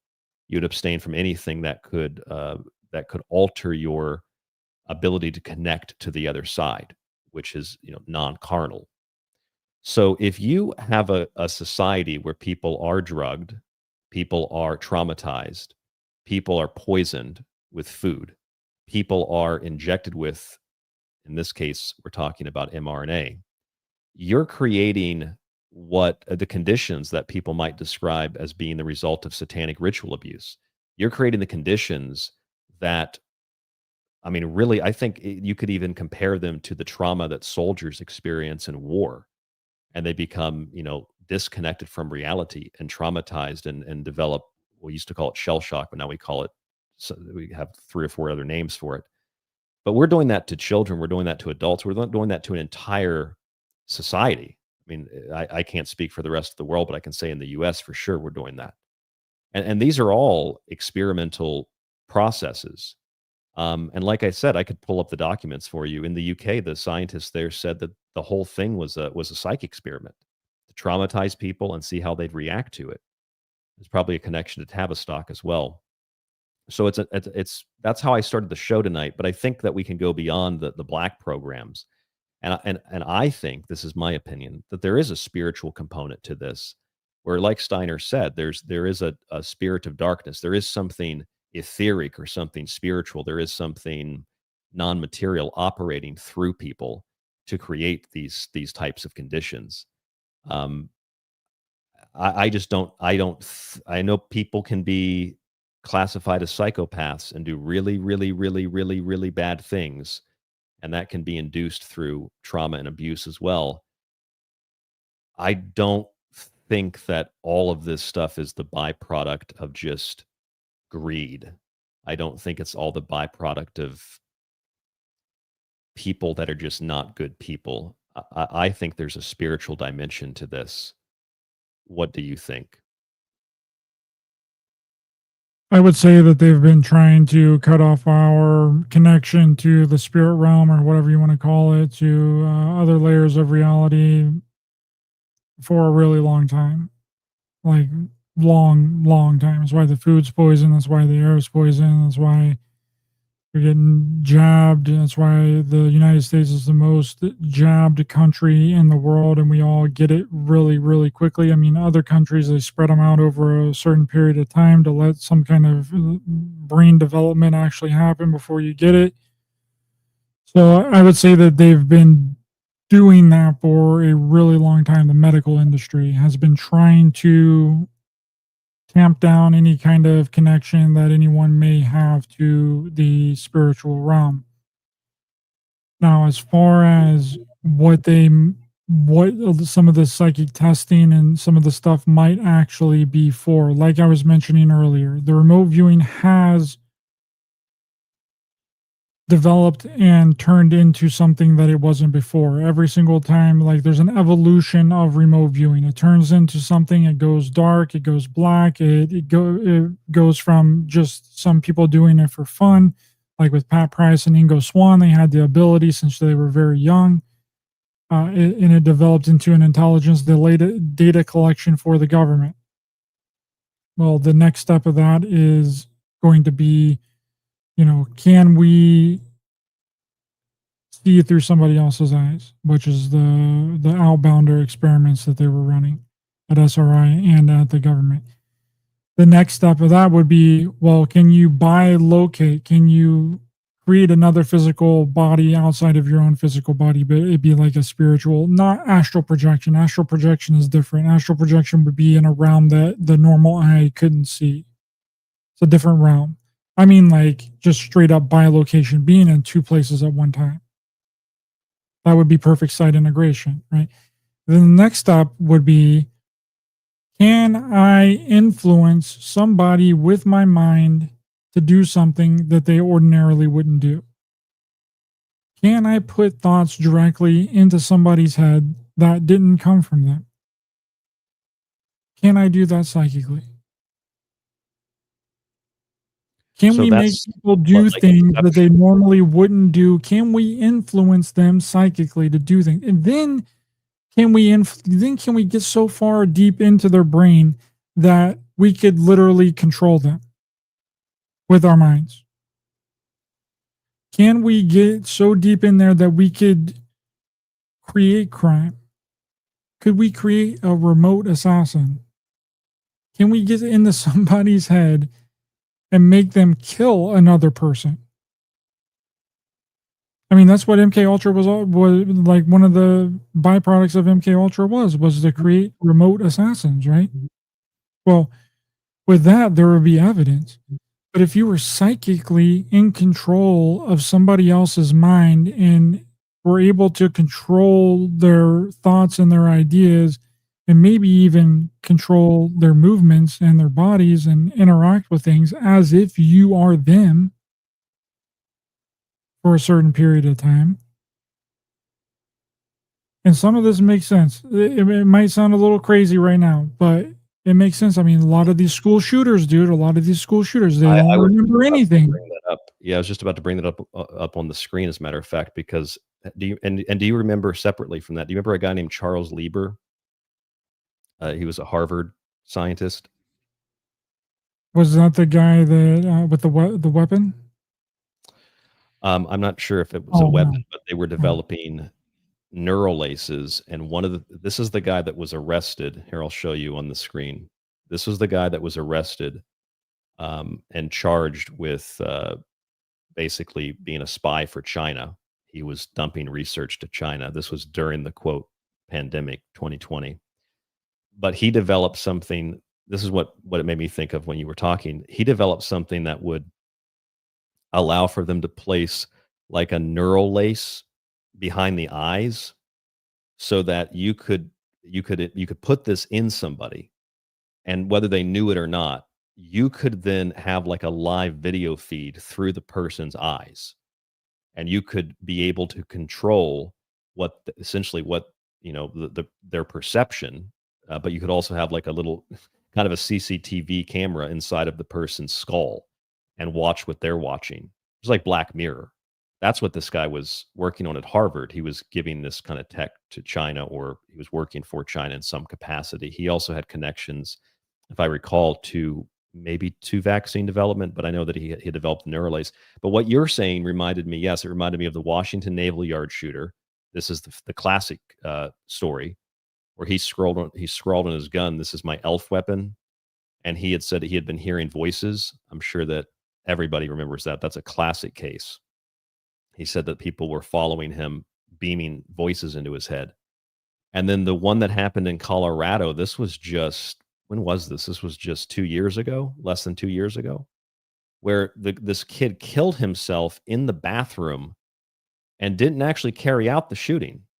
And he wrote on the wall, "I'm not a killer. I just want to get into the caves." Remember that? What the fuck is that? You're muted. Do you have an opinion on that? Oh, sorry. Yes, I remember this. Very strange. Very strange. The caves. I want to get into the caves. I mean, what does that even mean? We don't know what that very cryptic wording there. But several of these people, these are a couple of examples, but a lot of them don't remember doing it. I mean, you can go back even like further into like the attempted assassination on Ronald Reagan. You can go into the the actual assassination of by Sirhan Sirhan, with the RFK assassination. It's the same thing. They claim that they don't remember, they don't know why they did it, they just did it. And so psychic influence, I mean, that could be 100% a real thing, and that would be the ultimate level, and that would be so top secret that no one would believe it. They wouldn't believe that it's even possible, because psychics have been made out to be Looney Tunes and for a really long time, and hoaxes and stuff, and like stage magicians and all that. So even if it was disclosed in some sort of fashion, and someone actually found some sort of documentation that this type of program actually existed, no one would believe it. Yeah. Lynn Buchanan from that was a part of the Stargate program. He was asked if he could kill Osama bin Laden with his mind. With his mind, bro. Like, Men in Black, 3-letter organization people asked him if he could kill Osama bin Laden with his mind. I was not to make light of this, but I was under the impression that Michael Jaco killed Osama bin Laden. That's what he told me. He did it with his psychic powers. Definitely Michael Jaco. He's the ultimate remote viewer, the psychic warrior. But no, Lynn Buchanan literally was asked that, and I asked him on my show. I was like, "Well, I know you said no. He obviously you didn't kill him with your mind, but could you have killed him with your mind?" And he said, "Yes. I could have killed him with my mind." I'm like, bro, that seems like a secret weapon, dude. That seems like a Black Ops freaking secret weapons program where they get all these psychics and they can do whatever it is that they want to do. On a less maybe on a less morbid death-related note, you could also have these programs that are not creating psychic spies, not creating assassins who don't remember what they did, but programs that, just like the idea of secret societies or Yale University, the idea of Skull and Bones, right? Where you have a handful of kids, 15-year-old, not 15-year-old, 15 people, teenagers, or 18-year-old, 19-year-old teenagers that right out of high school that come to college. They get selected for the program. They're all the sons or daughters of wealthy people, industrialists, big corporations, government officials, but they also go on to become, journalists. They go on to become senators. They go on to become the president in the case of George Bush. John Kerry, too, almost became president. I'm looking at these programs as something similar to that as well, where and I'm not talking about the media, I'm not talking about government or something like that, but today, with the way that influencing works, I'm assuming that some of these programs are used for that, where you're literally like, you're breeding or you're raising, you're conditioning and training from a young age someone to play a part, someone to be this personality. And I mean, I honestly think that's probably what Tucker Carlson is. I think he is that in a lot of ways. I think that's what a lot of these personalities are. I mean, I don't necessarily think Alex Jones is that, but people have speculated on that for a long time. I do think that's partly what Tucker is. And I think that's partly what a lot of, quote, influencers that are not known, that they're not TV show hosts like Tucker is, but they're people that are not really known at all. Nobody knows. They just come out of absolutely nowhere. Like Mr. Beast, for example. I mean, his connections are to like billionaire corporations. That's who finances him. He's an agent. He's a plant. He's not an organic personality. And some people that are, then they get picked up later and like, oh, I made it. I'm making $10 million a day now. But my point is, I think that some of these programs might also, or they have maybe new programs where they're literally creating, the influencers, not by just paying people, but subjecting people to a certain type of training or torture or whatever to create the kind of personality that they want to be able to promote or to share a certain message. It could be for, quote, disclosure. It could be for, I mean, in fact, a lot of those so-called people that come to Congress, the whistleblowers, I wouldn't be surprised if people like Dave, I mean, that guy looks like he's had a lobotomy. Frankly, I think Dan Bongino and Kash Patel look like they've had lobotomies. I think that's probably what happened to adults as well as younger people, but I think that's happening probably a lot today because we know that the White House pays people to be influencers. We know that corporations do that. Everything's influencer. So if that's the next phase of entertainment and media, why wouldn't the CIA, why wouldn't the military be utilizing those programs or a program to train and condition people to become just that? Your Ben Shapiro's, which is probably Israeli intelligence. It's just a thought. I think that's probably a relatively newer thing because of influencing, but that's probably something that's happening as well. Just some speculation, just a thought. Oh, absolutely. Absolutely. That's going on. Do you remember that South Park episode with the where they were auctioning off all of the influencers to be paid by foreign countries? Wait, say that again? Randy started a OnlyFans account. Yeah. Or like, this influencer has just been bought by China. This influencer has been bought by Russia. South Park's so funny. It's so genius. Although it's not even really genius. I mean, it is, but it's just like stuff that people like you and I think. They just put it on TV. But it's so true. But that seems like, I mean, it definitely started with the Hollywood stuff way back in the day. That was, had to have been, I mean, all of the freaking popular artists. We talk about it in the documentary, A Clockwork Shining. How all of the popular artists and all the bands are all out of Laurel Canyon. All of their family members, their dads, they had a very close relative that was a high up military agent. So it seems like it's just evolved. It's just a repeating of the same thing that was happening before. Get these people that are the approved people into high positions of power, whether that be through large corporations, whether that be influencers, whether that be actors, whether that be musical artists. It's been the same playbook and the same rule book for a really long time. And that's why it's very difficult for people like us to actually bust onto the scene, because it's hard for people like us to get popular within those circles because we're not approved to be there. That's right. So it's like, That's right. it's like we're fighting uphill at every single battle, and every single battle is a big battle because we're fighting against the machine. The machine isn't helping us. It's not doing us any favors.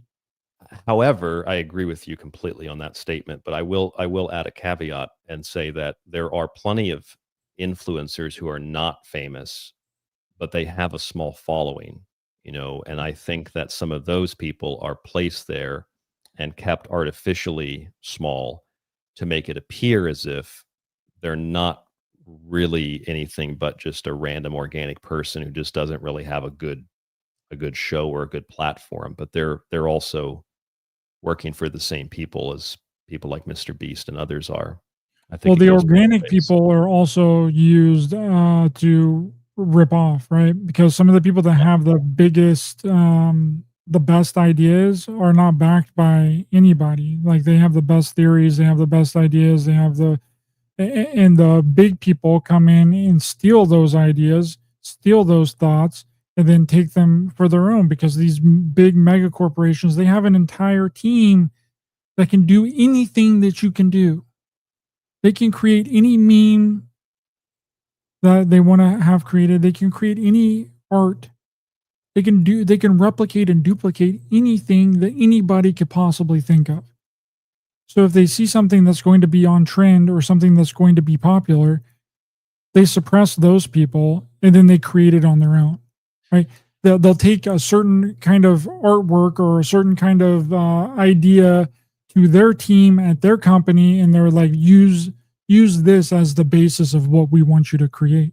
And then that completely cuts out that person from the entire, because they're not approved, right? They're not a part of the family. Yeah, I've even seen.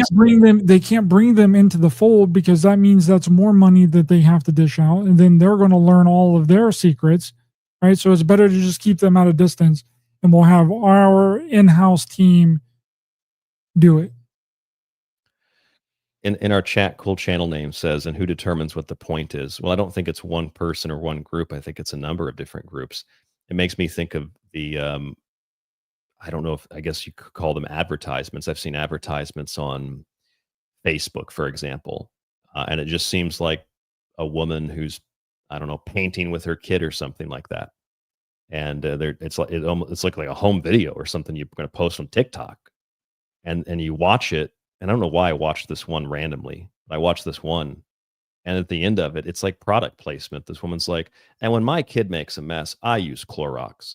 It's like, are you fucking kidding me? They make these videos look, it's just PR. It's just like advertisers, marketers, but they make these videos look like it's like, it's a TikTok video that you would film with your kid or something, put them on TikTok. They do that for movie trailers too now, and reaction videos, and like that's all the commercials are now, because they make it feel like they can, those types of people and those types of videos are more trustable than the high budget, big dollar, $1 million commercial. So they pay an influencer or somebody, a big TikTok star, to make a freaking TikTok video for their advertisement and their placement. I've seen that a lot. I've even seen it in movie theaters, dude. It's weird. It's the strangest thing ever. And I was like, what are you trying to do here, bro? You know what's weird? You don't see that over here. I never see that over here.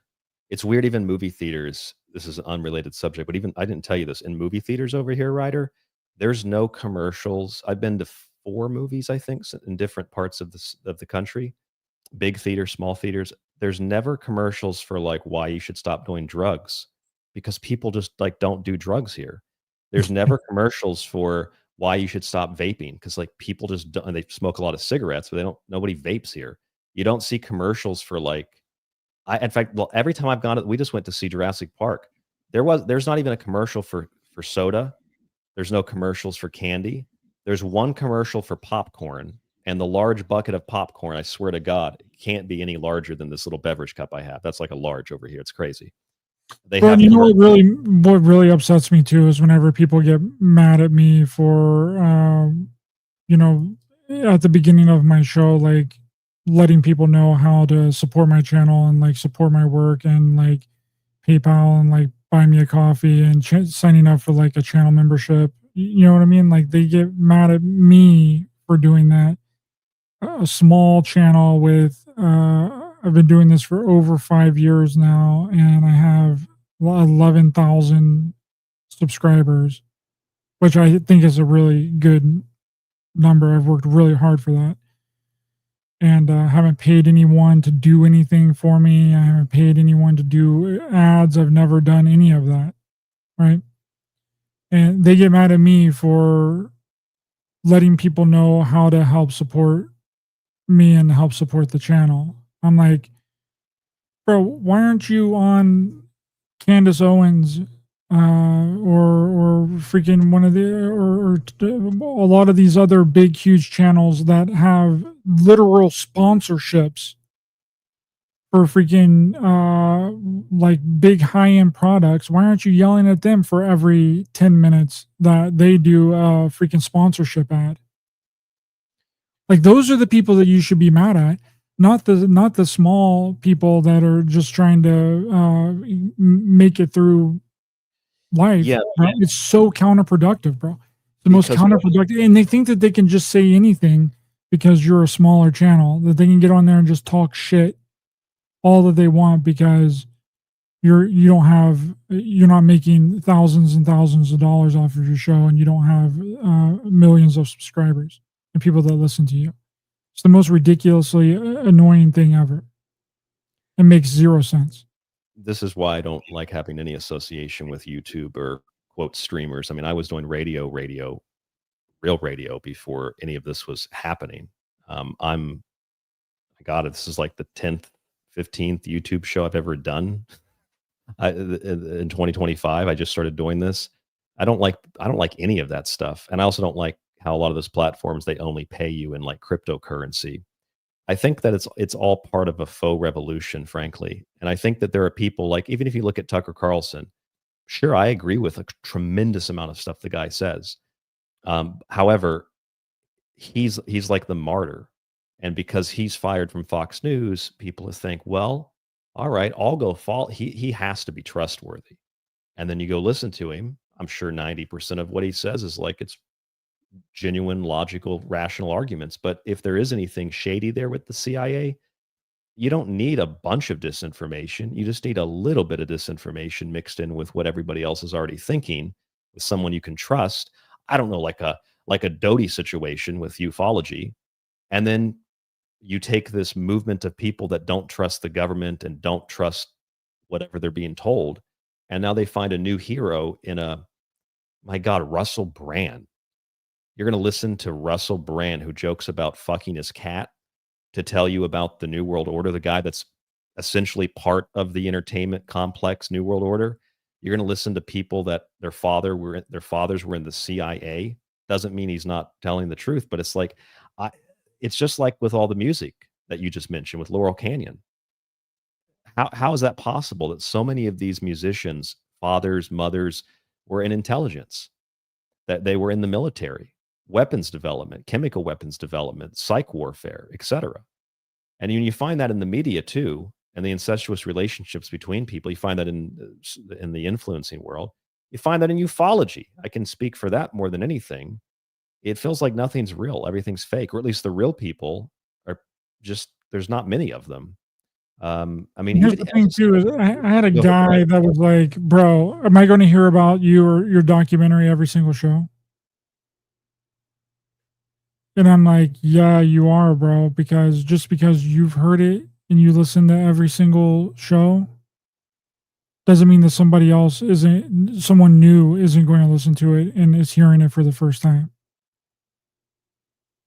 Like, bro, I made that. I made every single detail of both of those documentaries. And I'm proud of it, and I want people to watch it because it was my time, energy, effort, and money that went into making it. Why would I not comment about it? about something that I made that's a really big achievement to me personally. I don't really it doesn't understand. make any sense. These people did you see the thing that just came out? I think it was today that said that over half of the internet traffic is all bots.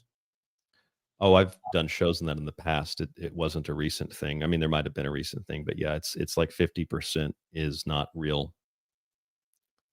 Yeah, that's right, Teresa. We met more than 10 years. At 10 years, it might have been more than 10 years ago at Contact in the Desert. Yep, I've been screaming at people at conferences for years. As my eyewitness, been the same person. Thanks for joining us tonight, Teresa. I appreciate it. But Okay, yeah, that's it's an old thing, but they got reignited. I think, well, it's an older article from April 15th, 2025, from the Independent that says that bots now make up a majority of all internet traffic. Yes, and that's part of the dead internet theory, that there's very little on the internet. I mean, that's people buy followers, they buy subscribers, et cetera, et cetera, et cetera. Oh yeah, I'm just one nut. Ian Carroll's another guy. Yeah, see, I look at him and he actually is, I think, described, people like him are described in Dave McGowan's book. Do you remember, you've read the Laurel Canyon book, I assume, right? We've talked about that before. So anyway, I don't know if you remember this in the book. I think it was toward the beginning. Dave McGowan was talking about how in counterintelligence, they find someone who's like a super radical on, in this particular case, someone who was on like the communist socialist spectrum. And they work with them to essentially break their personality or something equivalent to MK Ultra, and to turn someone who was a hardcore leftist into like a conservative American Bible truth influencer, essentially, is what he was describing in the book. And I'm telling you what, when I read that and then I learned who Ian Carroll was, I was like, dude, this guy is absolutely the byproduct of that, whatever the hell that was that Dave McGowan was explaining. Because Ian Carroll even said that. He even said, he was like, I'm a hardcore leftist. Everybody's going to these rallies and protests and all that. And then one day I was like, no, I don't believe that anymore. And then I just became interested in conspiracies. And now he's on like Joe Rogan and going swimming with Alex Jones. Get the fuck out of here. There's no fucking way that's organic. That's a plant. And the thing is, in those programs, he probably isn't even aware of it. And that's not me fomenting a conspiracy. It's just me saying that based on the history of these types of things that we've been discussing tonight, just like with the patsies that don't remember what they did, it's the same thing with these influencers. A lot of them might not even know that they are influencers. It's like you get a call from, I don't know, you get a call from Israel and they say, why don't you come to Israel and we'll pay you a bunch of money and you come here and we'll teach you how to be a better podcaster. They're literally doing that. That's in the Haaretz. They're bringing influencers to Israel to teach them how to be influencers that are they speak positively about Israel. There's also bots all over the internet for Make America Great. Like, how much of what we interact with and see is real? Very little of it is real. And most of these people that are pushing this stuff that becomes like the mainline talking points that just pop up one day and disappear the next day, how much of that is totally inorganic, a byproduct of the Laurel Canyon stuff, a byproduct of people with connections to the military or intelligence community? I think it's just like, if McGowan was still alive, he could write a book about how it's like the influencers of the new Laurel Canyon, really, I think is what's happening. This is my assessment. Go ahead, Ryder. I see we're almost out of time. So anything else that you'd like to add, I'll give you the floor. Well, I know for a fact that a lot of the big people, like the big podcasters and the big influencers, don't run their own social media. No, they don't. You're right. They don't run their own social media. They don't do any of that. They don't make their own videos. Like, they got a whole team behind them that does all of that for them, that is in control of their social media and their perception of how they want people to look at them. That's, yeah. Go ahead. Sorry. Like, none of them do. None of them actually interact with their followers. None of them reply to anybody. None of them like even look at their own social media because they're actually not the ones that is in control of it. So, I mean, what do you really expect? I mean, there's a company that literally you can pay them and they'll do all of it for you. So they don't even have to worry about it. That's how they're able to do so much. That's how they're able to pump out a freaking 20 shows a day and 30 short videos and 30 reels. It took me an entire day the other day, Ryan. An entire day from the moment that I woke up to the moment that I went to sleep to create 4 short video reels to be able to post throughout the week. An entire day, bro. I know. I don't even do video. And I know how it is with audio. I know. So anyway, we've gone through 3 hours of the show tonight, and I didn't expect to talk about this stuff, but I think it relates to those secretive, or some of them now declassified programs. Whether we're creating psychic spies, or we're creating remote viewers, or we're trying to peer into another dimension, or we're doing the work of Stranger Things, which, by the way, is the energy department. Also, remember that story? What was that guy's name? Ernst Moniz. If I can find that, Moniz. Chelsea Handler show, Dimensions, Stranger Things. I'll type that in. Where the energy department, yeah, here it is, Entertainment Weekly. I'm sure you've seen this more than once. Stranger Things might be more real than we thought, Entertainment Weekly. And it goes on to talk about, where's he at? Yeah, Ernest Moniz, the U.S. Secretary of Energy. He went on Chelsea Handler and he said we do work in other dimensions. He didn't comment much on the show, but he said that we do that kind of work, which, if you remember, Ryder, if you watch the X-Files, even Chris Carter had that in the X-Files. It was the energy department that had control of a lot of the UFO file. And they have that in Stranger Things too. And in fact, I think it was Oak Ridge. Let me look this up. Oak Ridge, Tennessee, particle beam wall upside down. So this is one of the labs that worked on the Manhattan Project, which of course people speculate might have also opened up a gateway or a portal or something to that effect.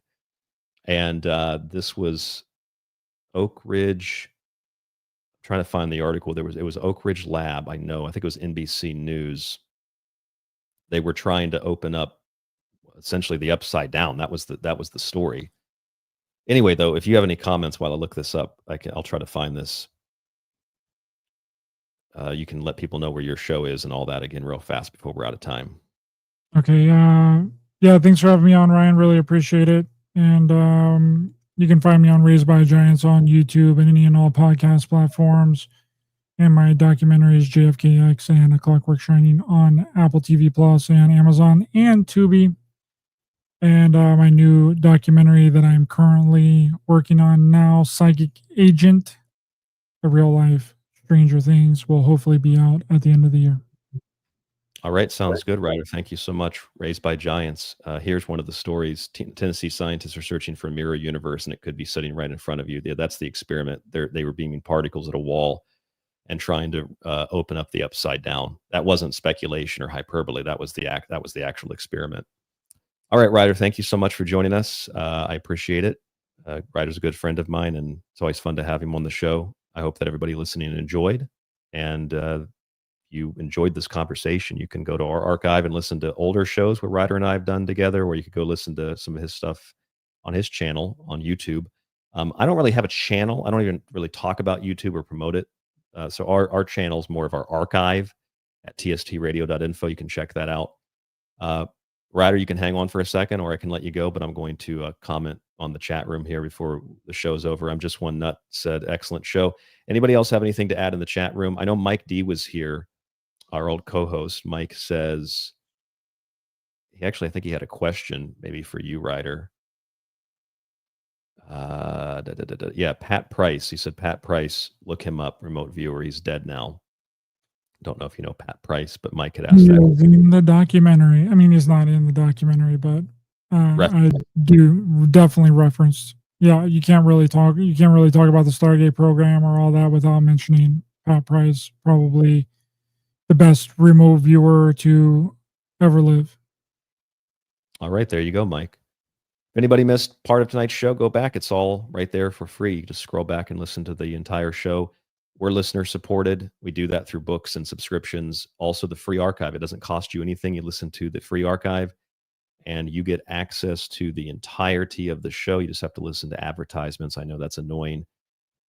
I will show you for new listeners on the screen. TST Radio, Spreaker is the main platform. If you listen on Spreaker, they pay us when you listen. We have a whole massive list of shows going back, 15 years. They're not all uploaded, but there's a bunch of them, probably 4 or 5 years of shows in that archive. But we have a 15-year span of shows going back to 2010. I think I even have older shows than that. It's almost 16 years now. It's been, 16 years almost. You missed last night's episode, Megalithic Mysteries. That is a fun show. Listeners really enjoyed that show. So if you haven't heard that, it's a listener recommend. Megalithic Mysteries. tstradio.info, and you can see there on Spreaker. If you haven't left us a review on Apple, please leave us a review on Apple, and that would help promote the show as well. Everything is fine. Teresa, Patriot Girl, Flux, Joe Ryder, Early Girl, thank you so much for joining us tonight on the show. I believe we had some new listeners just jump onto the live chat as well. Let me see. Noka is here. Aloha, Noka. Michael, thank you for joining us tonight. Tim Curley says, Brian doesn't dig Ian Carroll. No, I just don't trust Ian Carroll. I find him to be a plant, and I find a lot of people like that to be plants. Let's see if anybody else I missed in the recent part of the chat room here. Jackie said earlier, people with such a small following, which does make a huge impact when you have many small clusters. That's a good point, Jackie. That's right. A cool channel name. Everything is fine. I already said everything is fine. All right. So I think that's pretty much it. Thank you guys so much for listening to the chat. Thank you all for supporting the show and being here with us Monday through Friday. We can only do this Friday show because of listeners like you, because you support us. Rita, thank you for joining us as well. And Deborah as well. Thank you for joining us. Have a great weekend. Have a safe weekend. Educate yourself, learn something, read something. And as always, I will speak to you on Monday. As for the new book, by the way, do have the new book. It's in the process of being proofread by a number of people. It's 600 pages, so it's hopefully it doesn't take people too long, but it'll take a few days to get anything concrete back, and then I will have it available for sale. I know a lot of people are excited to get that new book. It'll be out as soon as possible. All right, stay safe, stay informed, stay healthy, and I will speak with you on the next broadcast.